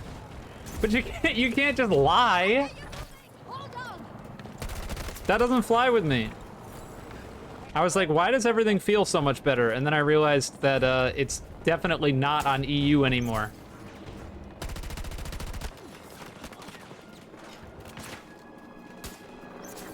Got it explained. That means I might actually be able to use a gun that has a lower fire rate. Am I talking about MW2? No, I'm talking about Battlefield 5. I don't know. I haven't followed basically anything about MW2. I don't think anyone's complaining about gender politics in NW2, are they? I think there was like there was a small minority of people that were upset about it in Modern Warfare, which again I think is really fucking stupid. I'm really glad that there was a little bit of saltiness in this game about like Falk, but that was about it, I think. And the Falk thing, I don't understand. I think it's pretty clear that Falk is not actually an old woman. I'm pretty sure Falk is intended to be albino. I don't think the white hair makes her a grandma. And I think if you read her like bio and stuff, it's pretty clear. She has like an 8-year military service record or something, if I remember correctly. Which doesn't exactly paint me as old grandma, but I can see why people would get confused. They didn't exactly do a very good job of explaining that, assuming that's what they were trying to explain. Correction, they did a really, really bad fucking job of explaining that, if that's what they were going for. But like, I don't think Falk is any more unrealistic being on the battlefield than Irish is. Irish is pretty old at this point, and I don't see anyone complaining about that. Just weird. All that shit is always filled with like double standards and people being salty just for the sake of being upset. It's always confused me. People just like to get mad, I think. That's my running theory. People just enjoy getting upset. Not that way. Our enemy has been pushed back on all fronts. Whoa, I need to smoke this, dude. This isn't gonna work. We're problem solvers, and we solve problems. We solve them, right? And the question is my solution actually gonna work? Oh, almost didn't right there. Robot dog, please spare me. No, get out of that. Yeah, bold of you to assume that there's ever going to be another Tarkov stream ever again, Kiki. Got him. I'm so done with Tarkov. That that Sherman thing, like, killed me. It killed me so bad. I can't even, like, get myself to boot the game. Not even off stream. Like, one of my friends asked me to play, and I was just like, I can't. I can't do it. I can't explain the feeling that I get when thinking about playing. I can't even begin to try to put it into words. Like, I don't know how I would tell you. It's not good. That's the best I got. What's the Sherman thing? I was trying to kill a boss in Tarkov for a video, and I was doing it on stream just because, like, get demolished. Just because I didn't think it made very much sense to try to do it off stream, so it was easier to do it on stream. And I was trying to kill, there's a quest where you need to kill a boss 25 times. And so I was trying to do it with a really shitty gun. And the biggest problem with the quest is that... Sorry, I needed to sweat that guy. Anyways, so...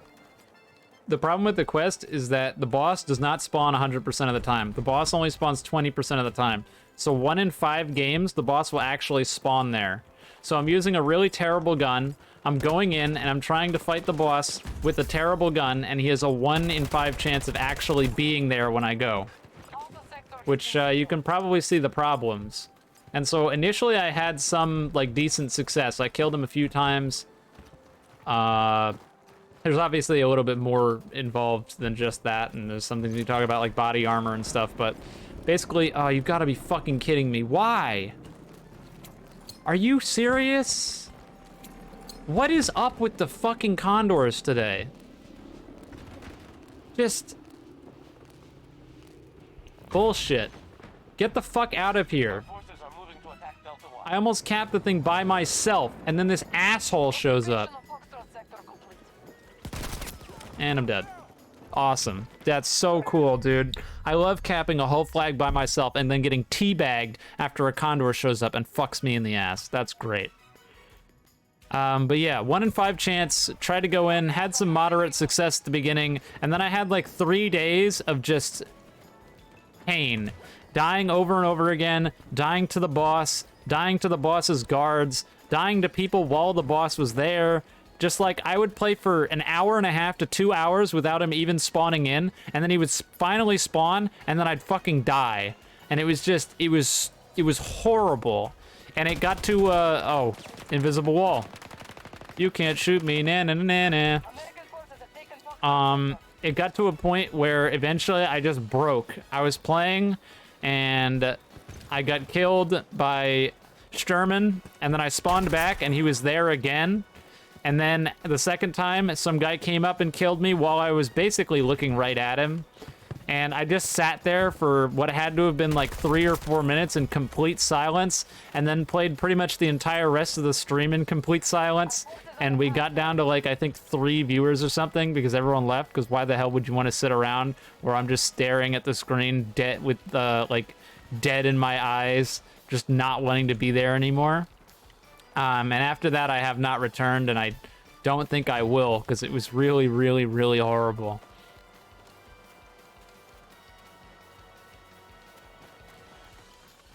That's the Sturman thing.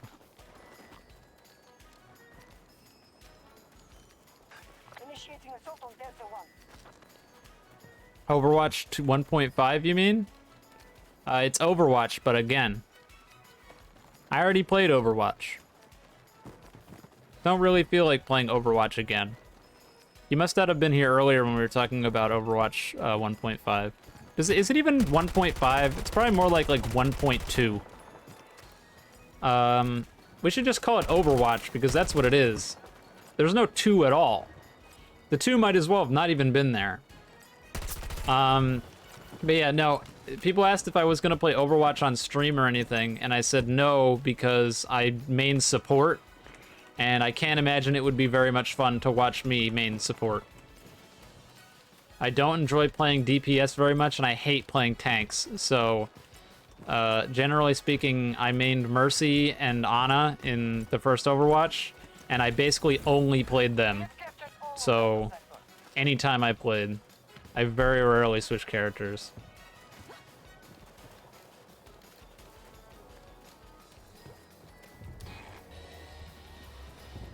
And I can't imagine watching a stream where I walk around holding left click and pressing right click sometimes would be fun. For me, it's a mental workout of keeping up with everyone's health bars and my positioning and all that stuff. But for you guys, it looks like I'm just staring in front of me and not doing anything. It's one of those things that can't ever even remotely translate well from streamer to stream. Like, you can't understand all of the decisions going through someone's head while they're playing a support unless you're the one who's actually playing them. Like, if you're bad, it's as simple as following someone around and holding left click. If you're even remotely decent, it's a lot more than that. We are attacking objective Bravo 1. Doesn't mean it's hard necessarily, certainly easier than playing like a DPS, but there's a lot more thinking involved. Especially considering that if you die, your team is basically fucked. Our plan is effective. We hold more sectors than our enemy. So the balance between self-preservation and taking risks to try to keep people in the fight is always interesting to me, and it makes me enjoy playing support a lot in most games. It's one of the reasons that I'll always be a little bit salty that like the JoJo games I played, it never really had super solid support stands in the game. I mean, I still really enjoyed playing... I can't believe that killed me from behind the wall. I still really enjoyed playing like GER or GE and sometimes Crazy Diamond at times when I'm playing with friends, but it just feels like that kind of role was never really able to be filled because there was never a way you could specialize in that.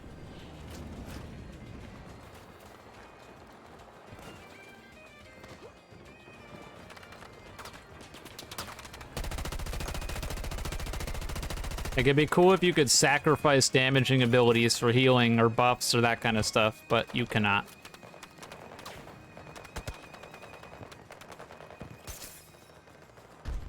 And I also feel like, generally speaking, there are very few game modes that help with that. Even still, though, I think if you're playing, like, with a good player and you have a good person playing support and, like, actually can land their heals and stuff like that, I think you definitely end up in a more successful position, but I don't know. Just kind of a, what's the word for it? An aspect that was that I almost felt was missing.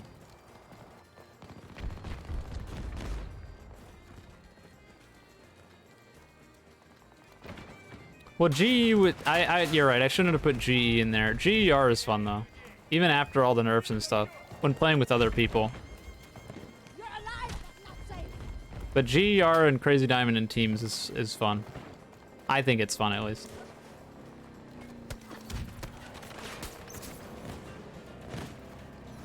We're being pushed back on all fronts. Hostiles control more sectors. Just gonna hardcore parkour off this explosive barrel. I'm sure it'll be fine. Hi! Get out of that. Not this time. I think that was the same guy who killed me last time. Sector is held by our troops. Get him out of here. Get him out of here times 2.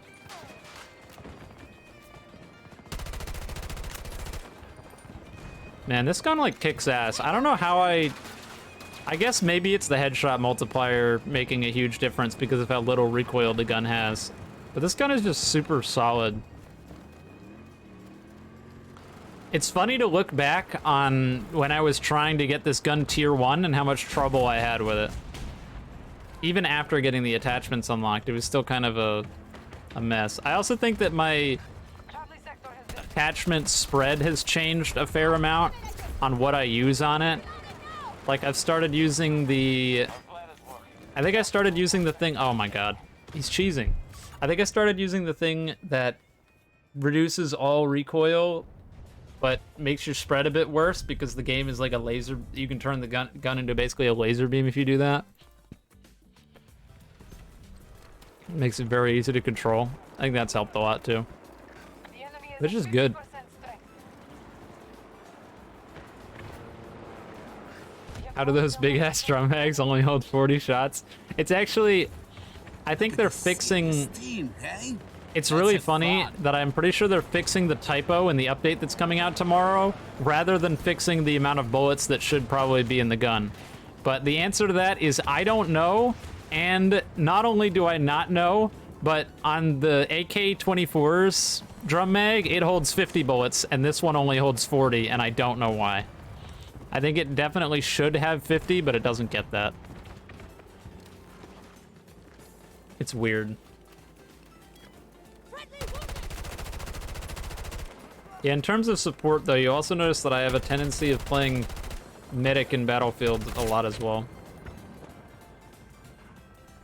And I'm, like, actually shoot my teammates with healing, unlike a lot of other medics.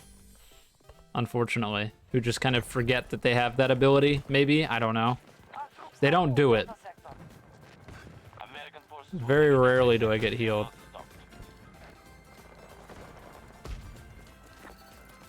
I feel like adding incentives to play medic while also not making those incentives make people play extremely selfishly is very difficult, especially in a game like this.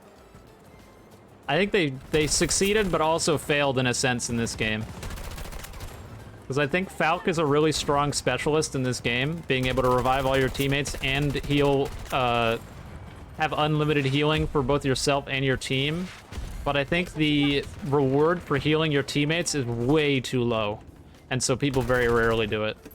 I don't heal people for the points. There's no point if you're healing people for the points, you should just throw a sensor ball or something. You'll heal people, or you'll get way more points doing that. You get so few points for healing people, and it also doesn't affect your scoreboard placement at all when you heal people, which is really strange.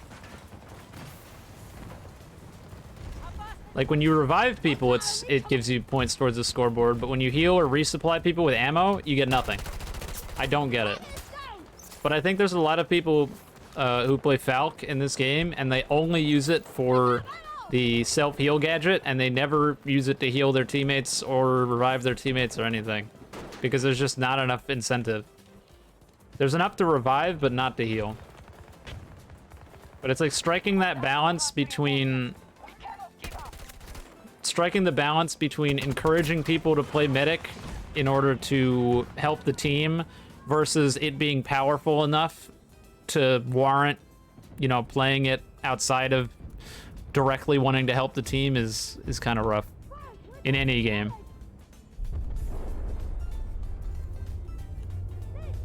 Somebody just spawned in this. You think they'll save me? I'm betting no. We're just fucking dying. Magic 8-ball that somebody tells you exactly where your enemies are. Oh, are you talking about the sensor grenade? It's magic.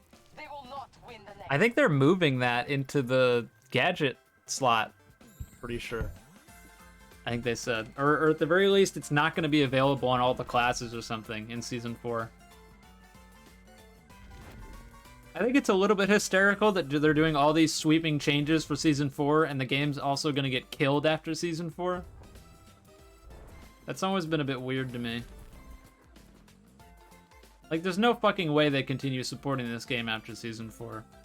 I will be extremely surprised. They're gonna deliver on that contractual obligation and then abandon ship. I don't believe them for a second when they say that they're trying to get things back on track. I hope that they do, but I don't think they are. Maria Falk reporting for duty.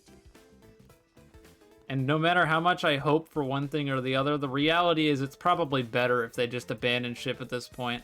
No matter what they do to this game, the salty Battlefield fans aren't going to come back, so it's not going to be able to, like, make the huge comeback that it needs. Like, there's nothing. I don't think there's anything they could do at this point to shake the game's reputation. It's not going to be a No Man's Sky situation.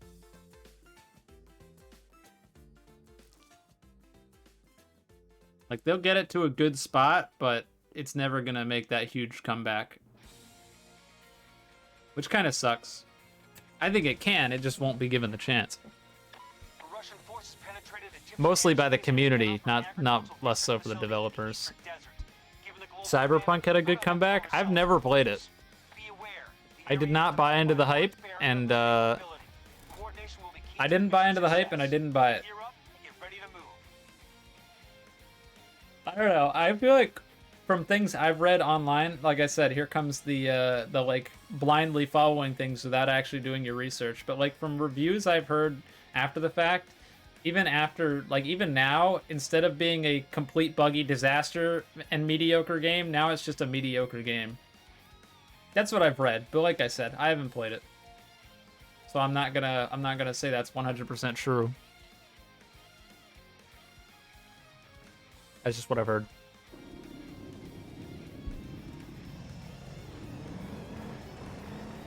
It's just like extremely alright.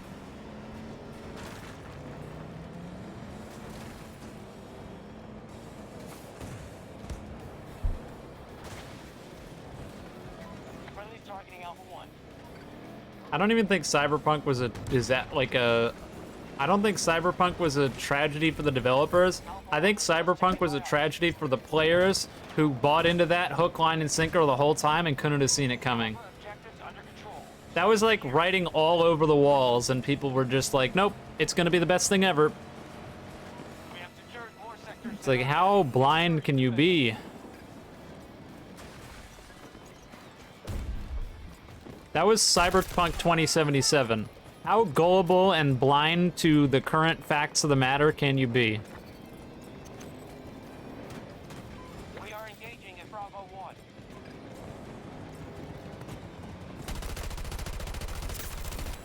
I got both of them. We take those. Rather not get sniped though. Oh, this is gonna go very poorly. Don't shoot me! Play it while adding mods. It's an 11 out of 10.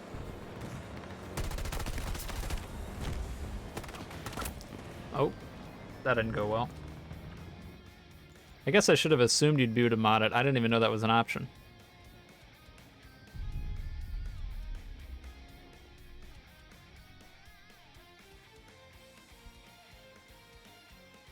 Edge Runners is like the show they did, right?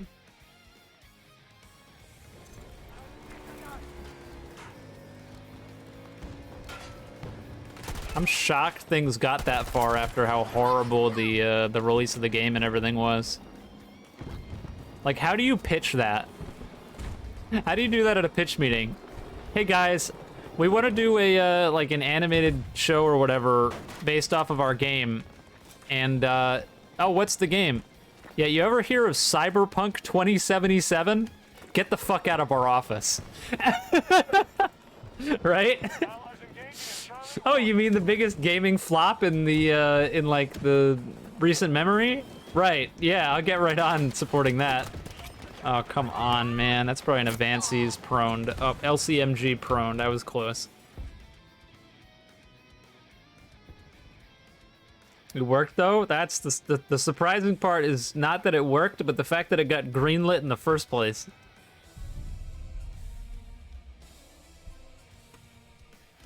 But you are right, it did work.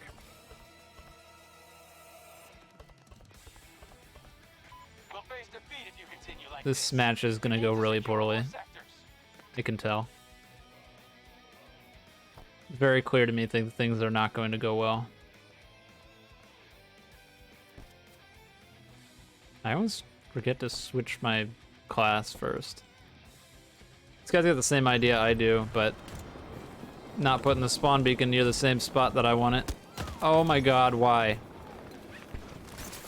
Nightmare, nightmare, nightmare, nightmare. I'm honestly thinking about quitting out of this game and requeuing. I think I can see the writing on the walls here. This is gonna be, I put a spawn beacon down and go to a point by myself over and over and over again and just get stomped into the floor every single time. And I just get mad. We are attacking Charlie 1. I couldn't get around that fucking box. Here it begins. Like, we can't even hold our spawn flags. And taking Sector Alpha. If we can't even hold our spawn flags, that's not gonna speak well for capturing anything else.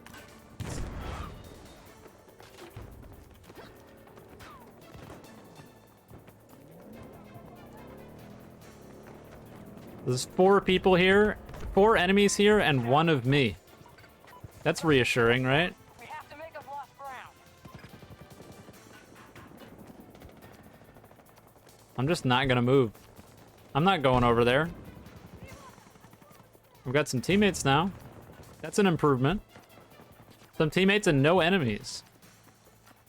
They're trying to make me eat my words. And I've never been more happy to do that, trust me.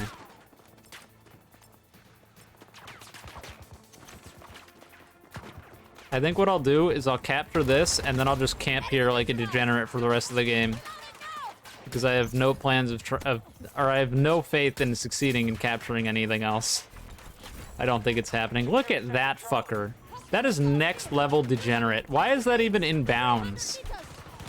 I might have to do something after all, and it's killing that prick. I gotta do something about this. I can't let that slide. What's going on, Mello? Task force strength is noticeably down. How cursed do I think 128 locker would be? Oh god. Very. Oh, we've got teammates that had the same idea I did. Look at them go. I'm not even gonna spawn. I'm just gonna watch to see if they succeed. Hostile forces at Charlie 1.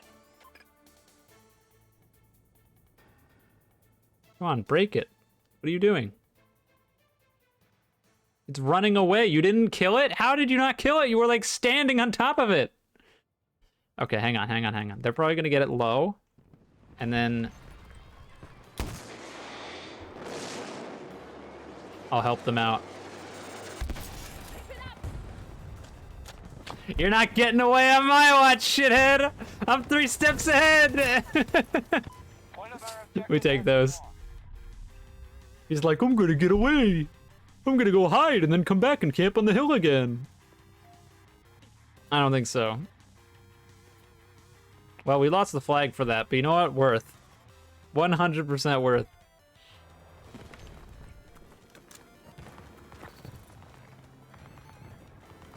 We can get back there. The enemy holds more sectors than us.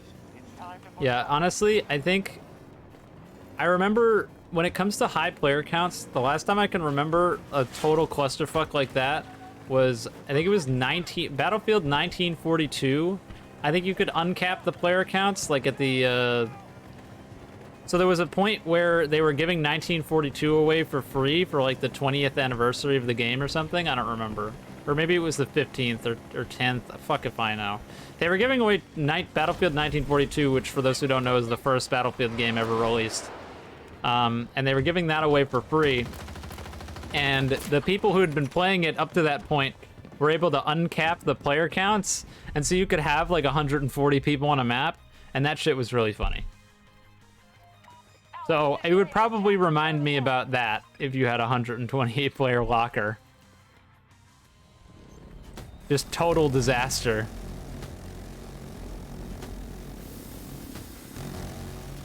Boom. That's an enemy. No, go back, go back. Oh, please let us kill that degenerate. No. Oh, this is tragic. That's okay. He'll bring us to E. That'll work out. Or we'll go over here. Okay. I mean, I guess we can shoot this too. That's fine. I wanted to go to E though.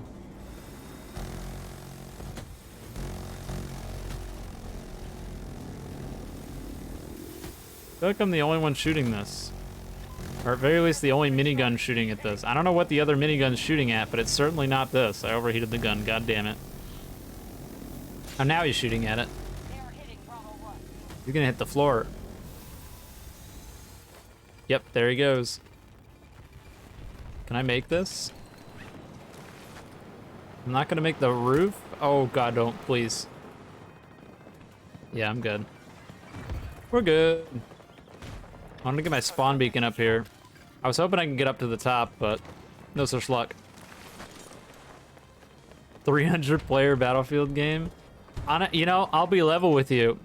If you took some of the shitty maps in this game, like Hourglass or Breakaway, and you put 300 people on them, they'd probably play a lot better than they do now. Those maps need 300 players, because 128 isn't enough. They're too fucking big. Unfortunately, I already know what would happen if they did that. The map flow would not change at all, because the reality of the day is that the people who play this game, and really games in general, don't think when they play. They just push buttons. And when you don't think and you just push buttons, everyone ends up basically converging on the same area, and then you get one big clusterfuck in one area of the map, and then the rest of the map is just a sparse, empty wasteland. That's why you need to be really that's why they need to be like really particular with the way they design maps in order to try to stop that from happening. And actually have people go to other flags. Even in the good maps in this game and previous Battlefields, that kind of thing still happens.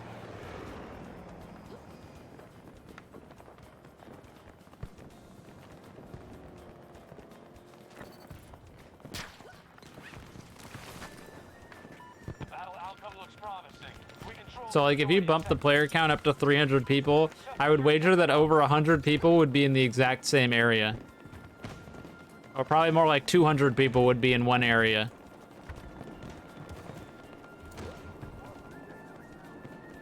Because that's just the way things play out. No amount of internal testing or anything is going to be able to solve that, because odds are your internal testers have brains and your average player does not. They don't think when they play, they just push buttons.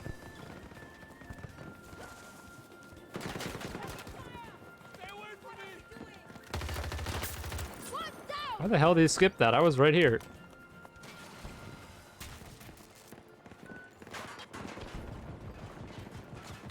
That's, I think, one of the big challenges of game design really in general, is trying to balance between making a game that, how the fuck did you mess that up?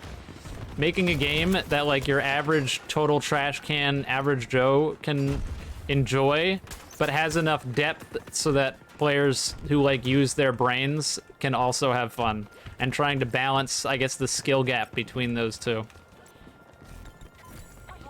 Because if you look at, I think one of the reasons that 2D fighting games especially are never like that huge is because if you put up two players of different skill levels, the one player is just going to stomp the other player 10 out of 10 times. Like, it's not even going to be remotely close. If you put a bad player against a good player, the bad player will never win. And I think that's the difference maker between like something like that and something like this game. If you put me up against a total trash can, I'm gonna win most of the time, but I'm not gonna win every time, because eventually I'm gonna get cheesed by some sort of RNG factor, or they're gonna use some sort of thing that they have in their tool set that I can't like directly deal with. Like, I don't know, a one-shot sniper, and they happen to hit me with the one-shot sniper and I die. And those factors that kind of level the playing field are what keep people playing rather than just immediately quitting. But if you have too much bullshit, then you drive the people that don't rely on the bullshit all the time away. So it's a balance between having enough bullshit that like random Joes can still have fun versus having too much bullshit and making it completely unfun for people who use their brain. It's interesting. I think game design is a really, really interesting, like, medium. I'm very passionate about it, despite, you know, not being a game developer. And it's cool to try to think about, like, the general psychology of players and use my experience not only as a current game player, but also my past experience as a player. Because if I, like, run back to when I was a child, I would consider myself relatively competent at video games nowadays, but if I go back to when I was a kid, I was fucking terrible. So how did I feel about games back then, and why? You know, that kind of thing is interesting to think about. Like, what did I enjoy back then, and why did I enjoy it? And what made me not, like, instantly quit when I ran up against somebody that was better, and what made me think I had a chance, you know? I always go on these fucking rants. I'm sorry. Like, I don't even remember what the initial thing that we were talking about was. That definitely had nothing to do with it, though.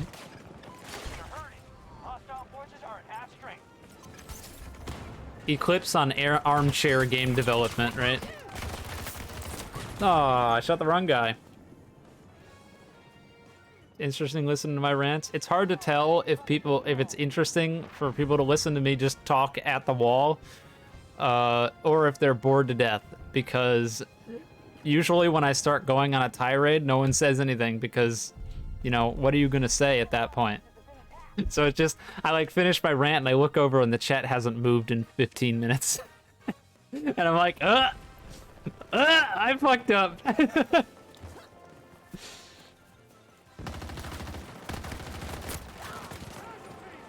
My button rant was pretty good. Why don't I stream on YouTube? A few reasons, lol. The biggest one, I would say, which is probably a weird reason, is my community on Twitch. I enjoy being around, and when I've streamed on YouTube, I cannot say the same. The easiest way to describe it is the brain cell level of people that watch me on Twitch is considerably higher than the brain cell level of people who watch my streams on YouTube. And so when I would do streams on YouTube, there would be a lot of instances where I'd look over at my chat and I'd just see complete cancer, and then I'd look back over at my game and say nothing. And that still happens sometimes over here, but it's to a extremely reduced extent. So that's the biggest reason. And the other reasons, I guess another one would be that the overall chat experience and things that I can implement into my stream is increased on Twitch versus YouTube. Like having the sound alerts and point rewards and, what do you call it? And running predictions and all those kinds of things that are built into Twitch or very easy to access on Twitch As far as I'm aware, I either can't do on YouTube or it would be a real pain in the ass to set up. So there's another one. And the final big reason for why I don't stream on YouTube is a monetary one. I don't know how much you follow the whole Twitch controversy over the last, like, month or so, I guess. But basically every reason that all these large streamers are upset with Twitch don't apply to me at all. And I actually almost certainly make more money off of Twitch than I would off of YouTube because of subscriptions and Prime subscriptions and stuff. We just seized Alpha 2. So those are the reasons that I do not stream on YouTube. Also, one thing I forgot to mention, which isn't a real reason, it's a conspiracy, is that I'm afraid streaming on YouTube, especially if I streamed on my main channel, would hurt my YouTube analytics. So like if I consistently put out streams on Battlefield, which is pretty much the main thing that I stream, if I consistently put out streams playing this, most people wouldn't watch them, and then it would hurt my overall recommended. Fun fact, I made this quieter again, so I don't have to take my headphones off. Got him. It's still pretty loud though.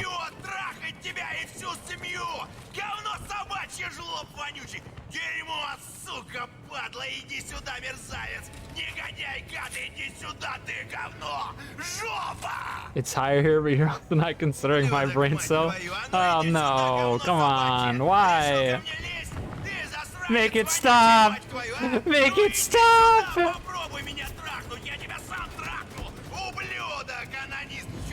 You know, maybe I should stream on YouTube. The pain would end. Just randomly fire into that smoke and hope I killed him. This is one of those, there are way too many people in this. Oh, come on. I take everything back. The people on Twitch are dumber. Sorry, Twitch chat. You're inferior to YouTube chat. It just is the way it is. Oh, that's not ammo. Shit. I actually really wanted ammo. Oh, this guy has ammo. Ammo. Please. I have one fucking magazine. Hey, dipshit. Bullets. Please. Thank you.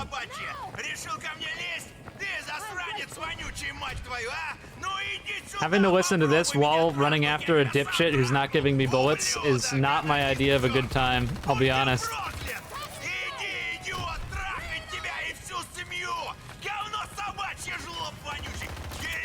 This gun can really kick some ass now, huh?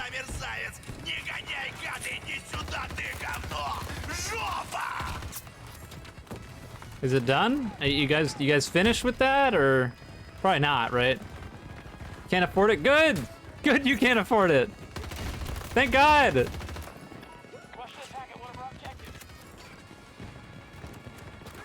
Oh, I was gonna revive that guy, and then he skipped. That is a robot dog, and I'm gonna run out of ammo again. This is what happens when I don't have an ammo box. Yeah, remember what I was talking about a little while ago where I said how if you had 300 players on a map that they would all converge onto one spot and it would just turn into a clusterfuck? Well, you're looking at the clusterfuck. This is it. There's nothing more fun than sitting in a choke point and being unable to progress because both teams have too many people on either side.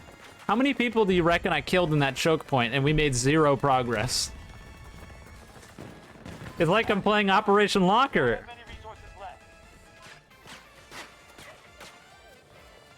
You kill like 15 people and it doesn't mean anything.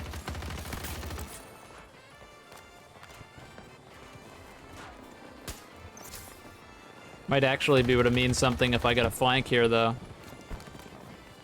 Oh, nope. Nope. Change it up. Smoke grenades. If I get a flank here and I kill a lot of people, we might be able to push in. But they're all on that left side now instead of over here, which is about the worst thing that could have happened.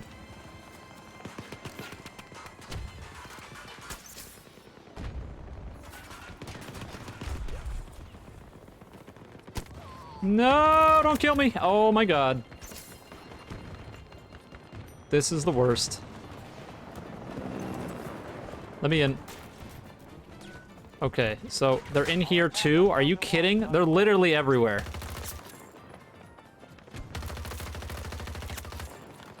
I don't have enough ammo for this. Oh, and I'm gonna die to whatever the hell that is. Hi. I can't. I can't. There's too many. I can't. What a disaster. This game better than on launch? 1000%. Delta 2 was just taken by Allied troops. Have they actually worked on it or pulled an Usu? They've definitely worked on it, but I think the biggest thing that holds the game back is Too many red sectors. Back.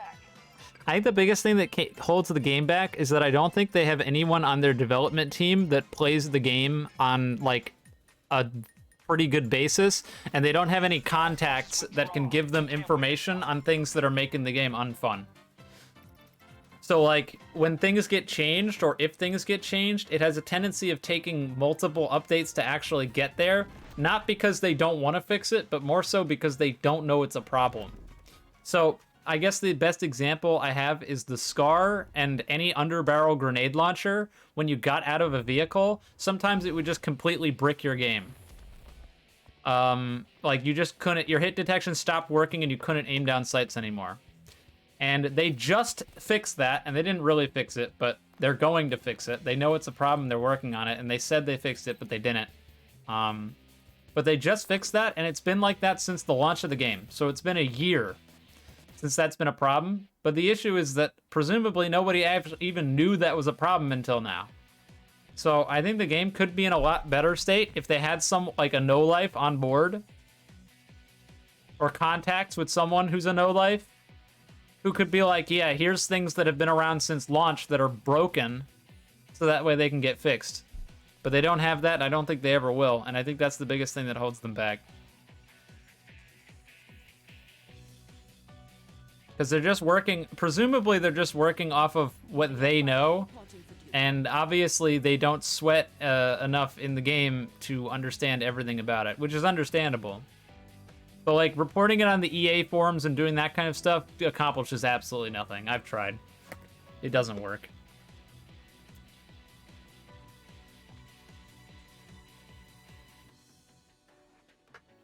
Sounds like YBA, but not YBA. Well, the difference is that the people behind it presumably actually give a shit. And, you know, yeah, that's it. There you go. That's all we need to say. They actually give a shit. And end sentence. Or at least it seems that way.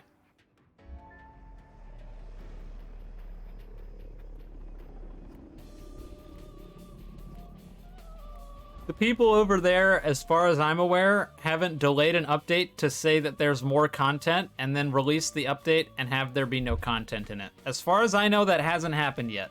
And until that happens, they're doing a better job. Hi, kitty. Hello. Hi. Say hi, Bubby. Bubby, Bubby, Bubby, Bubby. You bonked my monitor, meow meow. Puppy. Who's a good cat? Who's a good cat? No, it's not food time yet. But you're a good cat. Yeah, I would say in terms like the difference between the current game and the game in its release state is night and day. That being said, I think there's still a fair amount of things that hasn't been, not necessarily hasn't been addressed, but hasn't been fixed, and I don't think that that's at the fault of the developers necessarily. I think it's more, I can understand why it hasn't been fixed. Like I would say there were two things at launch that were the biggest or three things at launch that were the biggest thing that basically nuked the game from orbit.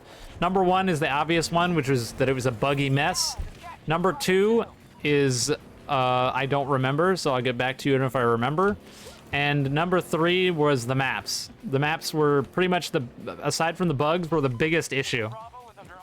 And fixing entire maps is not exactly... Oh, content, that was the other one. There was like barely any stuff in the game. And so when it comes to maps, it's easier said than done to effectively remake an entire map. So there's still a fair few maps in the game that are just bad. Like, they're just really, really terrible. And they're still in here, and you can still play on them, and they still fucking suck.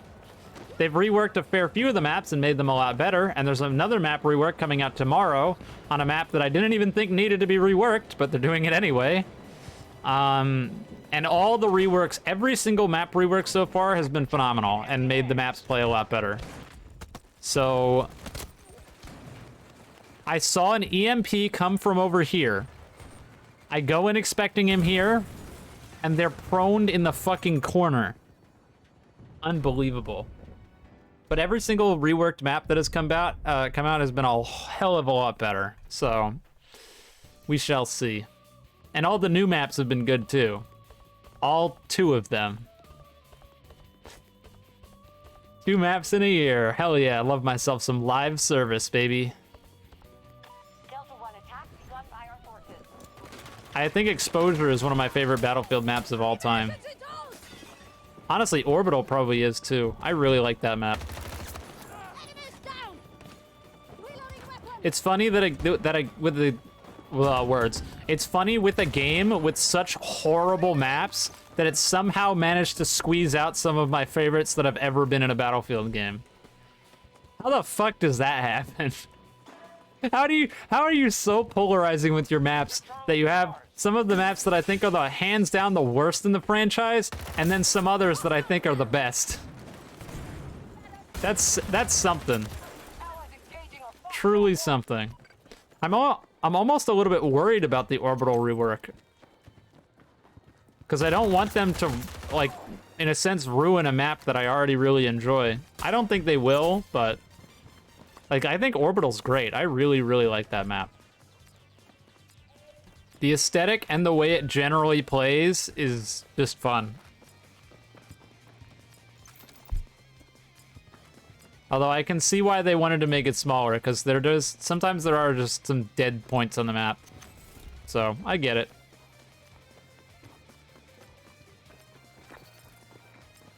Now, if they manage to turn Hourglass or a Breakaway into a fan favorite, that'll be like the second coming of Jesus fucking Christ. They can't do that. That's impossible. Those maps are too terrible. I don't think there's anything they can do to fix those. They will always be bad. Their designs in of themselves are flawed, and no matter how much you try to squeeze things together, it's still gonna be horrible. I think that's probably the main reason we haven't seen a rework for either of the maps yet. Would I ever get fooled by a Tarkov bullet impact in here? No. Because I don't really panic very much when I get shot in this game. There's like barely any stakes if I get shot in here. If I get shot, I die, I skip the revive if I'm not near a medic, and I come back in like... Oh my god, bad accuracy. And I come back in like, I don't know, 7-8 seconds.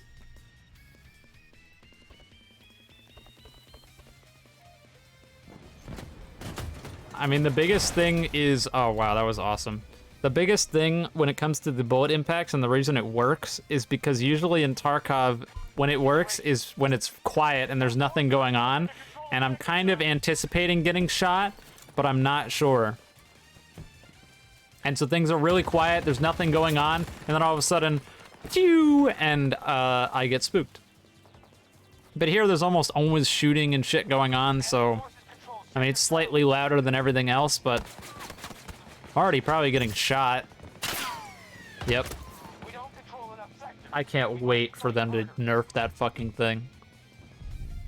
That's gonna be a great day. Actually, now that I think about it, I thought that they said they were gonna fuck with that in the next update, and it wasn't in there. Unless it was like a stealth change.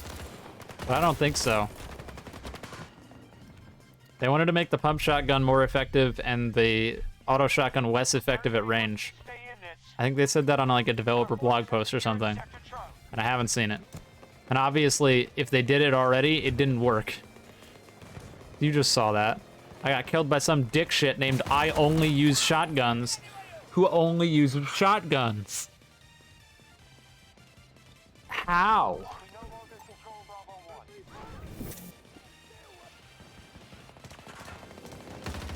Please kill that asshole. Thank God. That is the lowest of the low. Let them keep all those sectors. Prepare to counterattack. The game must really hate me if it's matching me against someone named I only use shotguns who's using a fucking 12M auto. Hey, remind your viewers to follow. I gotta figure out how to turn this off. Twitch, shut the fuck up. Follow Q. Turn off. Get out of here. Twitch, shut up. Hey, did you guys follow the stream yet? Make sure you do so you don't miss my streams that are at the same time practically every day. We Stupid now have fucking Sector Twitch. Delta under our control. Hey guys, I stream weekly, or I stream weekdays at 4 p.m. EST. Did you know that? Don't know if you know that, except for Fridays. Except for Fridays, which are usually around 5. Pretty crazy, I know. But make sure you follow just in case, you know? You might forget. Can't have that. Russians are now occupying an objective.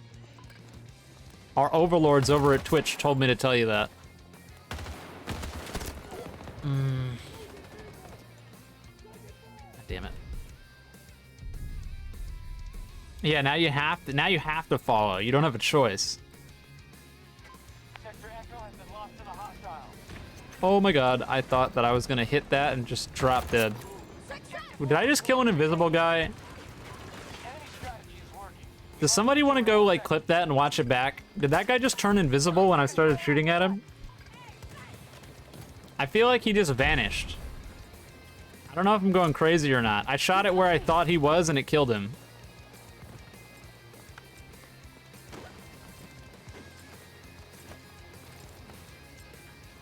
Leave me alone, helicopter. Is this going up?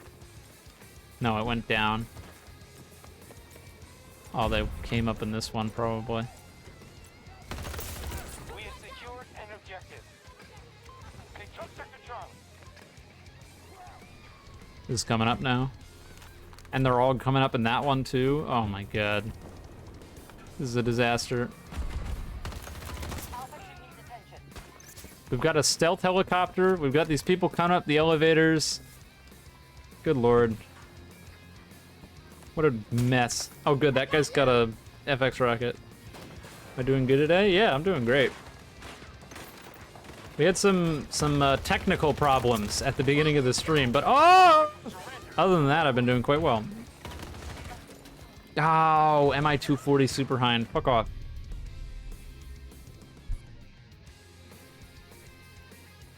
I really wish I could kill that, but I can't. Were it so easy. I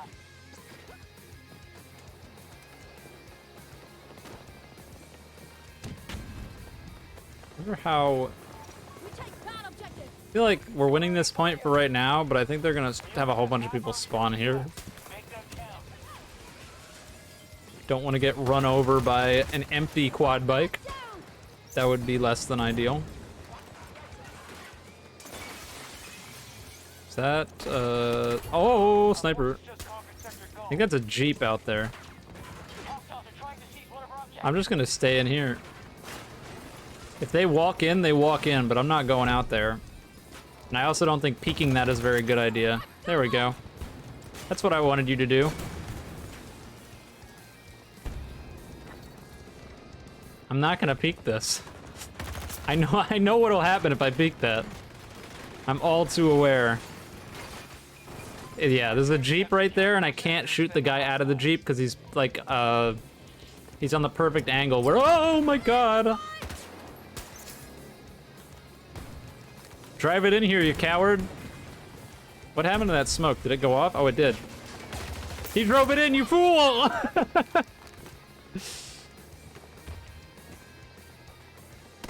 Oh my god, why? How, even? Did he pre-fire me? Or maybe he saw my arm. Taken by the enemy. Oh, fuck. Came from the other side. How have so many people asked me about the stupid Halloween update? How do you guys, like... Lamau. There you go. That's how I feel.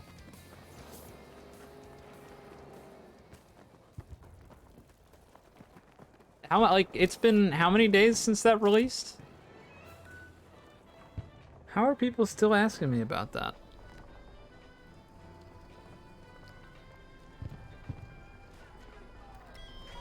It's not directly your fault. It's not directly your fault. It's just when I've heard it over and over and over and over and over and over and over and over and over and over and over and over and over and over and over and over and over and over while I'm playing Battlefield. It gets grating. Leave me alone. Leave me alone. Stop. Somebody kill that guy? Oh, they did. Thank you. I am grateful. We've lost control of an objective. Objective captured and secured. Let me put it this way, Matt. If you think it's anything other than shit, you're a fucking idiot. You can take that, you can clip it, and you can send it to all your friends, because I will stand by that until I die. There you go. Russians are attacking one of our objectives. There's no way in human, like, on human existence that you could look at that and think it was good. You can't. It's impossible. If your reaction was anything other than Lamau, Reports of a get tornado help. making Seek landfall help immediately. towards that wind tunnel. It'll rip you to pieces.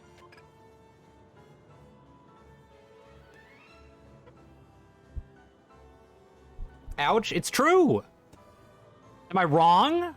I'm not.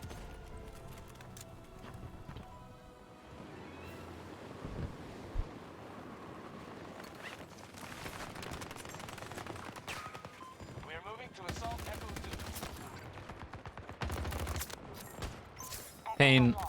Oh no. Enemy just conquered Okay. Sector Bravo. This is a nightmare. Russians have control of Too many most people, sectors. not enough me. Where the hell? Oh, he's out here. Oh, he knew he heard me.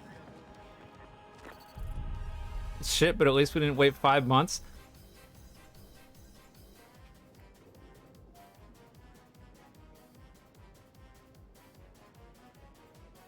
We are attempting to take Echo 2.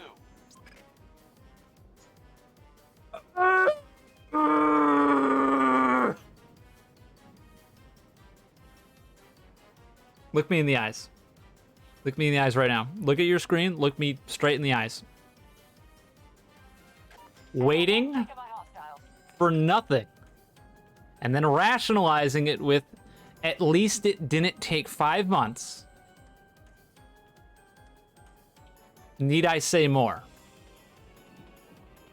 No. No, I don't. Majority of sectors under our control. We're attacking one of our objectives. This community is gonna make me blow my brains out. This... You don't understand how bad for everyone that sentence is. You really don't. Damn, almost.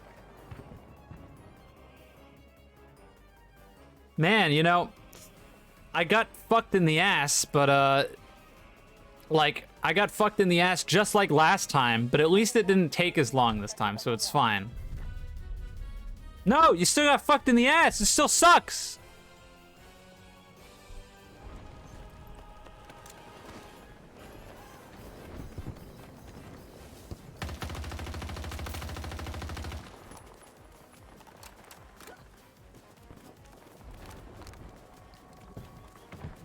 Only waited 15 days.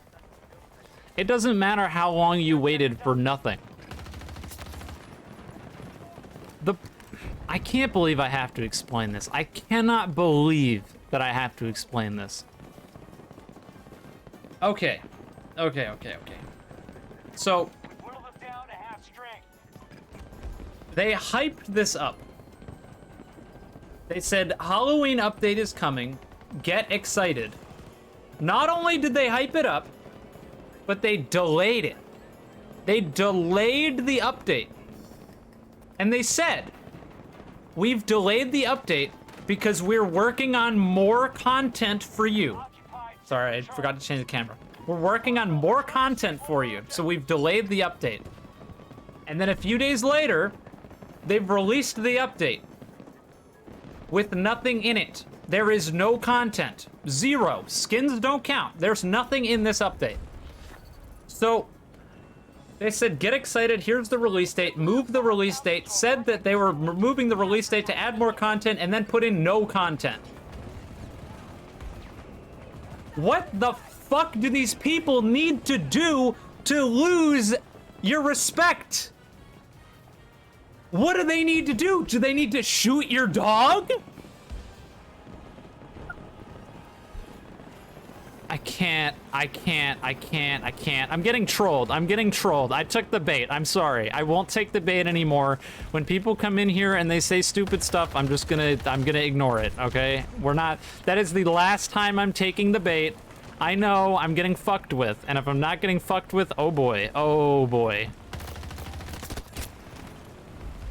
I promise I will not take the bait anymore. That's the last time that this will come up. If it comes up again, let's have like a code word. Let's have a code word if this comes up again to make sure that I don't talk about it.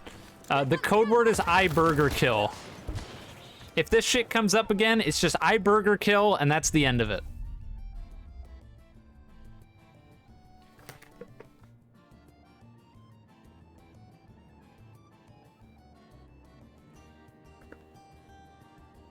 Our enemy just secured Sector Golf.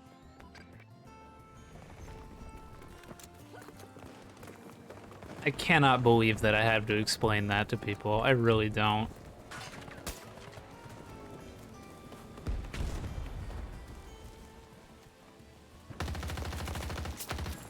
Maybe there should have been a video after all. Fucking hell. No.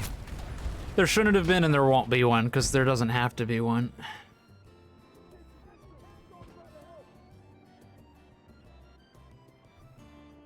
God damn, that took a lot out of me.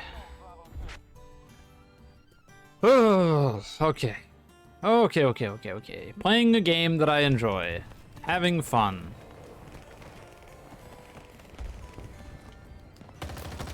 Oh, shit. Don't Oh! be sad. This is just how it works out sometimes. Unfortunately, that is true. Apparently. Apparently that's true. I sure wish it wasn't. Look at this serious team, hey? Let's have fun. Look at this serious team, eh? Let's have fun. Relax with some Smash Bros? I wouldn't call that relaxing. I'd call that extra stress. It's more like stress out with some Smash Bros.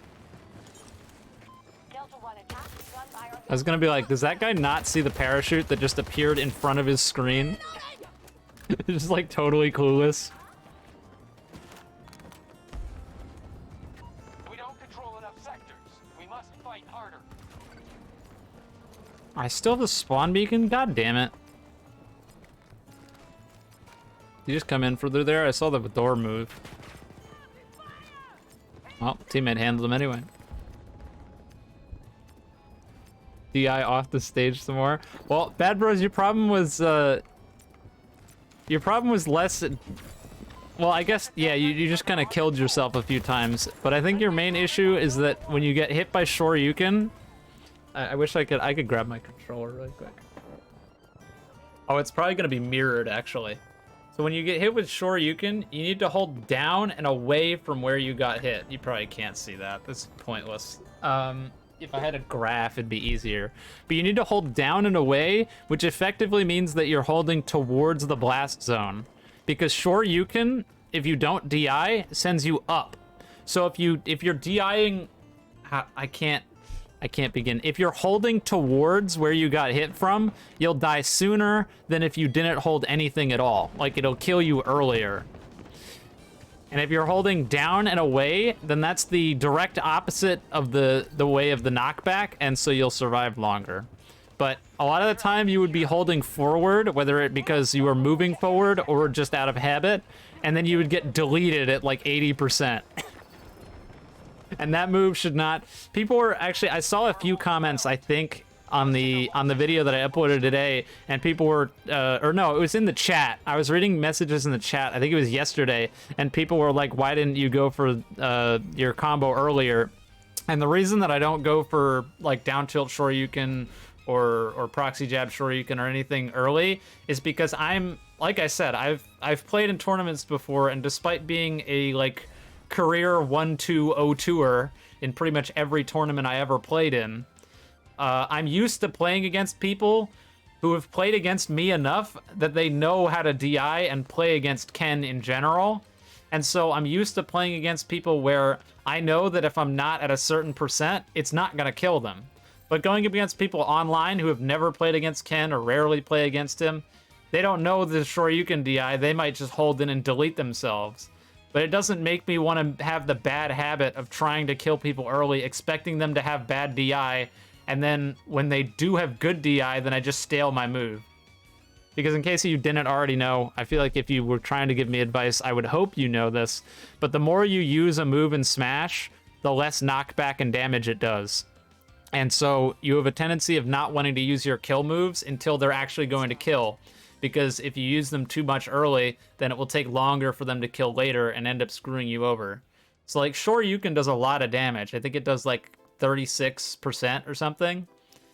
Or maybe it's 26. I can't remember. I haven't fucking thought about this shit in so long. But it does a lot of percent. The main issue is if I use it too early and expect it to kill off of bad DI or no DI, and then they DI it well, then... the next one's probably not going to kill him either, because I just staled my move.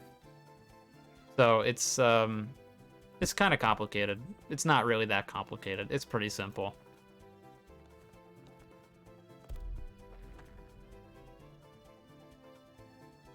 Heard the comment about me throwing games? Yeah, I saw that. I think I left a heart on it.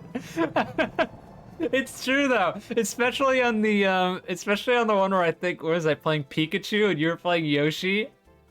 I was getting whooped, and then you're just like, yeah, I'm gonna die. I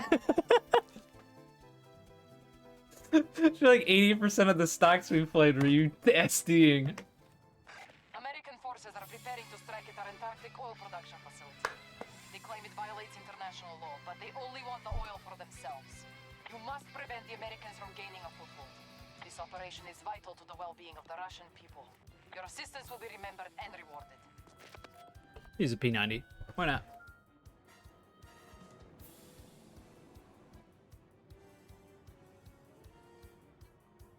Is that why I never kill someone when they're at 150 when I used Kirby? Well, the reason that you didn't kill anyone at 150 when using Kirby is probably because Kirby doesn't really have very many easy-to-land kill moves. Now that I think about it. I guess maybe back air? But yeah, if you were, like, spamming your kill moves early... then yeah, that would be the reason.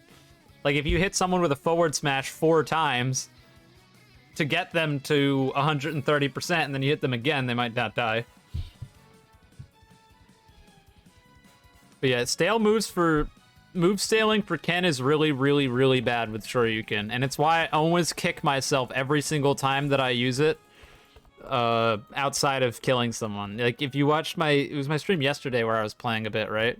If you watched the stream yesterday where I played a bit, you'll notice that literally every single time I used Shoryu in a combo, I was like, fuck.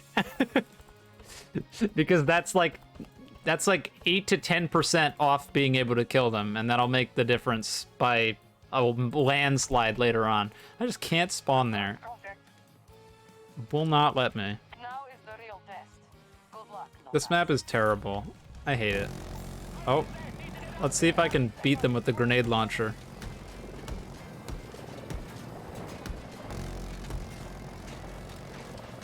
So far, not going well.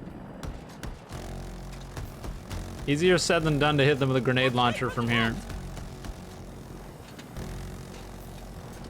Lost most of my knowledge from this 'cause I haven't played. Well, basically you and me both, Bad Bros. But I've been playing a little bit. Well, I wouldn't say I've really been playing. I've been jumping into training mode every once in a while just to mess with stuff, especially Kazuya, who I've made little to no progress with, in case you're curious. But yeah, no, I didn't play. I think the last time I played outside of when I started playing that one time with you was probably roughly 6 or 7 months ago with some of my friends, which isn't exactly very good practice because they're all terrible. And the last time I played it online, I think I said it was a year in the video, but it's 2022 now, and it's probably been 2 years. So it's been a very long time. I'm surprised I've retained as much information as I have, to be perfectly real with you.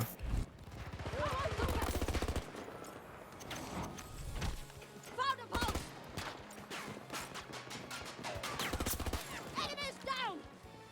Cover me, I'm reloading! Like, for the most part, I was able to get 2 or 3 down tilts, heavy down tilt into heavy roundhouse, which isn't a very hard combo, but I'm surprised that I was able to get the success rate on that as many times as I did.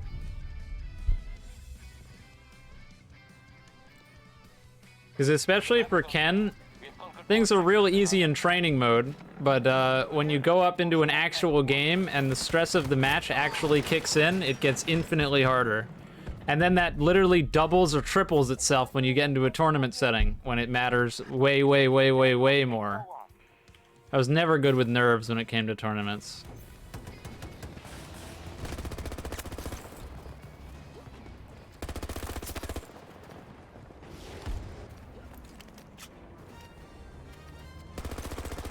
And my biggest bracket demon back when I played Bowser, so the Bowser Ken matchup always gives me like anxiety. I can't handle it.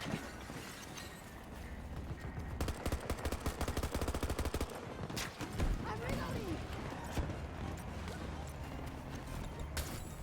Our forces have taken Charlie sector.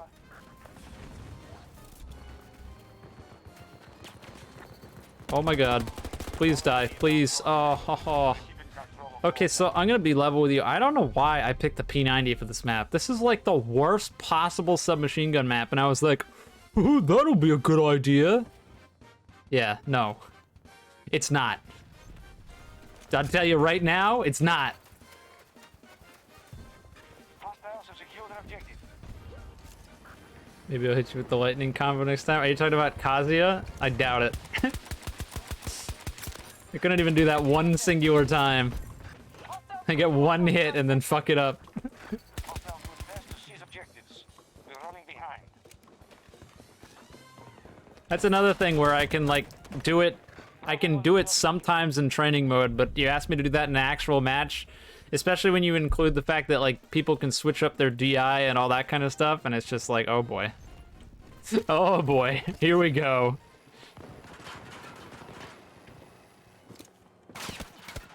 Oh my god. I need to stop going up there. That's what I need to stop doing. Did you just jump down? Oh, you bitch. How did you mess that up? I thought I heard a parachute, and I did. It's dawning on me that this gun has very low ammo capacity. And that's why I usually run ammo box, and I'm not running ammo box. I will say one thing. I think I made the right call switching to this off that stupid P90. That was not working. It turns out actually being able to hit people at range is more effective on a long-range map. Who would have guessed? That's the same guy. See ya. Oh! God damn it. Am I good with Captain Falcon? Absolutely not. I'm an FGC character one trick. I can play Ken, I can play Ryu, and that's about it. We are securing objective. Oh, and I can play Terry. Although my Terry's pretty crusty. I pretty much can play Ken and Ryu, and that is it. at like a somewhat competent level. Everyone else I'm clueless. Control Alpha Sector.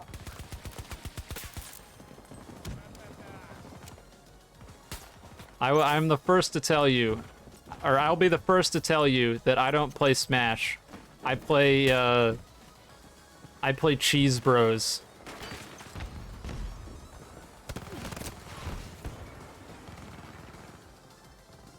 I latch on to my auto turnaround nonsense and my bullshit true combos, and that's about it. When it gets down to like playing neutral and all this other stuff, I'm in trouble. I need my like 2 to 3 hits. And then my true combo.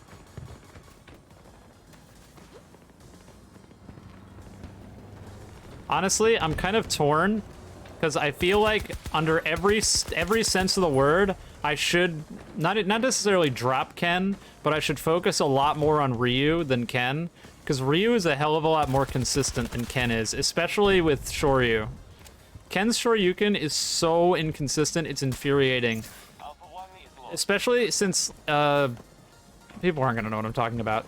When you're getting hit by a move, you can kind of move your character by wiggling your stick in the direction of that you're getting hit, or away from the direction you're getting hit. It's called Smash DI or SDI. Hostiles are controlling these And when you're getting hit by Ken's Shoryuken, if they're too close to you and the percentage is high enough, you can SDI into the move and you'll fall out of it because it's a 3 hit.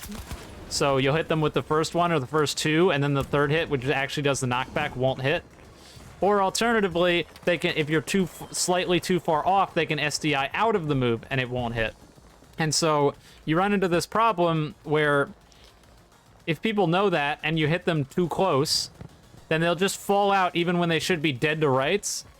And for me, especially for my mental game, having someone fall out of my Shoryuken when I have them dead to rights, and I like, especially when I like need a comeback or something, that is the worst possible thing that can happen, and it regularly happens when I play. It doesn't happen ever with Ryu, because it can't, because his Shoryuken's only 1 hit. So if you hit it, you hit it. But Ken, you can do everything right, and then have them SDI out of the Shoryu at like 180 and not die. And that will never not be infuriating. And I will never forgive Nintendo for not fixing that, because that is such bullshit. I hit the move, they shouldn't be falling out of it. It's so stupid. And so that thing alone single-handedly regularly makes me lose games that I otherwise could win, because like once they fall out of the Shoryu the first time, I just like, I get desperate and I just start pushing buttons because I'm so done. It's really, really frustrating. What about having Kirby and Zelda in Elite Smash? I still don't know how that happened. Like, I literally don't know. I've thought about it a lot, and I don't know what... Because, so, when more people play the game, the threshold for, like, Elite Smash and stuff should go up, and I'm pretty sure it does. Not down. And those are characters that I don't play. So I don't know how characters that I don't play could have gotten into Elite Smash after I didn't play at all. Like, it doesn't make any sense. I don't know what they did. I don't know. I'm totally lost. I don't have a fucking clue. I really don't. Could have been anything.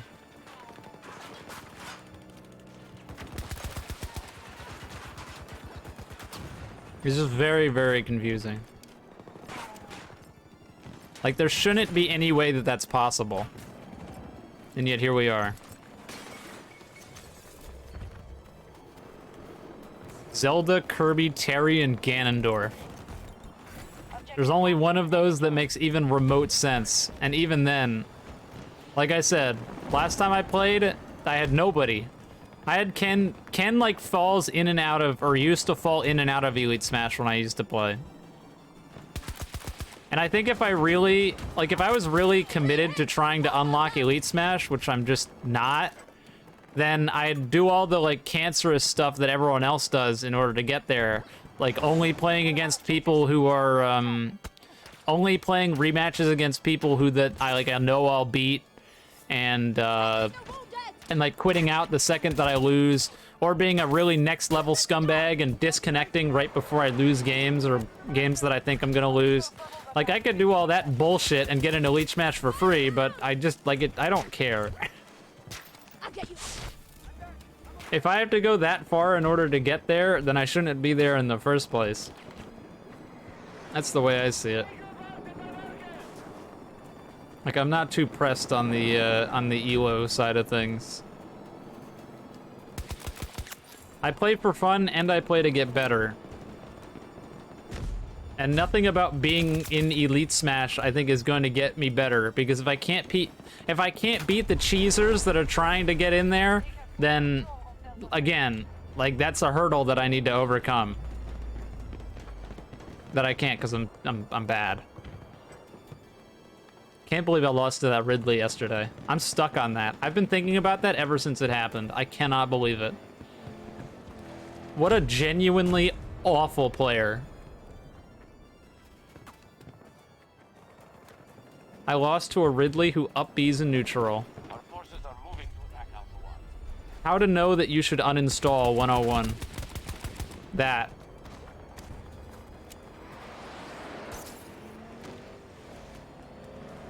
Barrow's almost Elite Smash, but I don't think so, because like I said, I don't play any of those characters, and I never would have played them online, ever.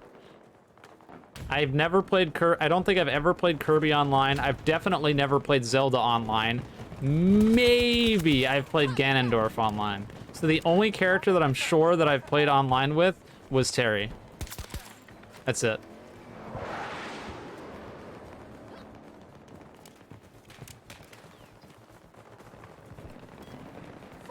We've got wounded.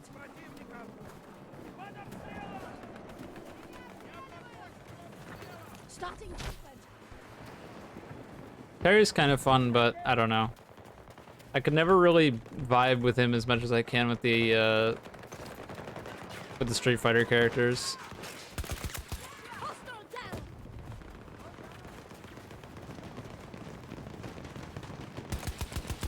I don't even know why either. I'm reloading. Like, thinking on it, I couldn't tell you. It's probably because Ryu and Ken have such a similar moveset and, like, input list and all that kind of stuff.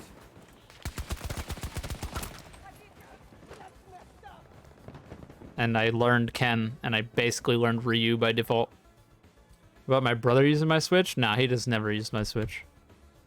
My Switch was dead, actually, now that I think about it. My Switch has been dead for like a year. Like, just didn't hold a charge, couldn't power on. So, nobody even could have played if they wanted to.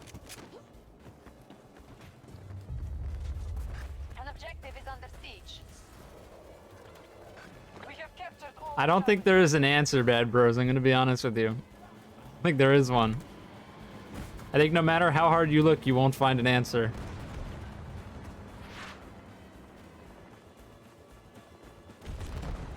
Oh, that's a tank.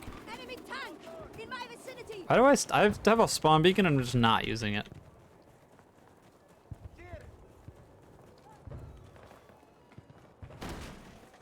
Play Overwatch 2 peak game. Half the resources have been expended. How? That's the other thing. How are so many people coming in here talking about Overwatch 2? Like, didn't they get the memo? I already played Overwatch. Troops are attacking Alpha 3. I played it in, like, what? 2017 or something? Whenever the fuck it came out? I can't remember.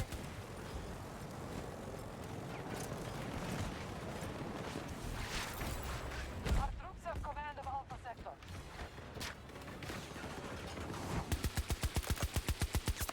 Got him.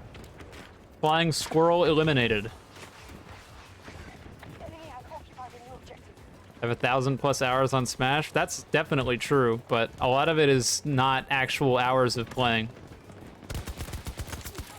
There's a wide variety of reasons why I have 1,000 hours in, or over 1,000 hours in Smash, and it's not playtime. There were a lot of times where I would just leave the Switch on in like training mode and stuff, so that's definitely one of the big factors. I also used to, when I was in high school, I used to host tournaments, Contested by hostiles. and I had a club where I played Smash, so some hours come from there. where obviously the Switch is on the entire time and I'm not playing. And then also plenty of instances where I've brought my Switch over or had my Switch at my own home when friends came over or any manner of that. And then again, it just remains on Smash Brothers. So I can assure you I don't have 1,000 hours playtime, but We'll need to recapture. I'd say if we're going strictly playtime, it's probably not, I don't even think it would be close to that. It's probably like half of that. Like 500 hours tops. Hostile forces have taken Alpha 1. And with how bad I am after that amount of time, that should probably tell you all you need to know. We have superiority in this battle. Make sure we maintain it. Ooh, bad. Bad news, bad news, bad news. Advancing on Alpha 1.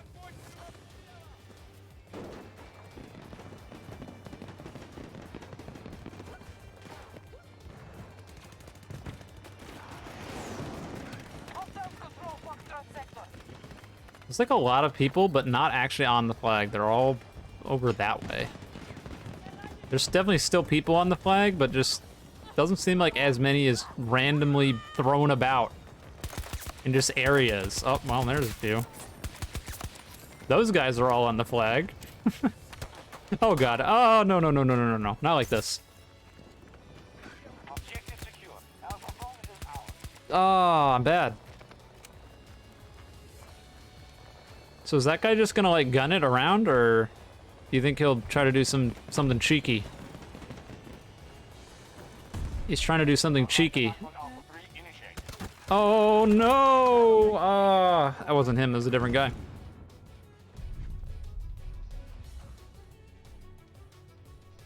I only have 300 hours on Splatoon 3 so far. Didn't that game come out like somewhat recently? You're crazy. Sounds like me on this game. I had an unhealthy amount of hours on this when it came out. Far more than anyone should ever have right after a game comes out.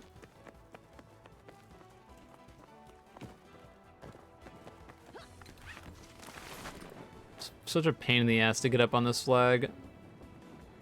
I really hope they do a rework, and I really hope they take this shit out. That flag should not be there. I don't know what they were thinking when they decided to put it in. Our forces are nearly depleted. We must secure victory. I can't. I can't for the life of me turn it around because of the bad control. My invisible parachute. Why the thing doesn't just take you on whatever direction you're facing, I'll never know. You have more time played if you didn't have to work. Hey, fair enough. Delta sector is lost to hostiles.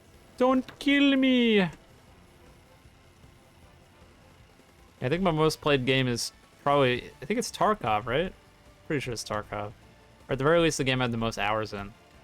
It's Tarkov, then maybe Ark, and then this? I think? Oh, of course I lose all the way. I go through all the effort of going all the way up there, and then we fucking lose on my way up.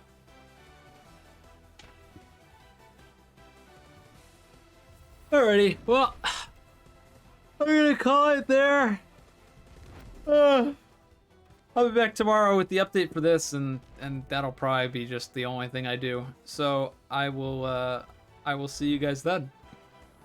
Have a wonderful day or night wherever you are, and I'll see you next time. Have a good one. Good night.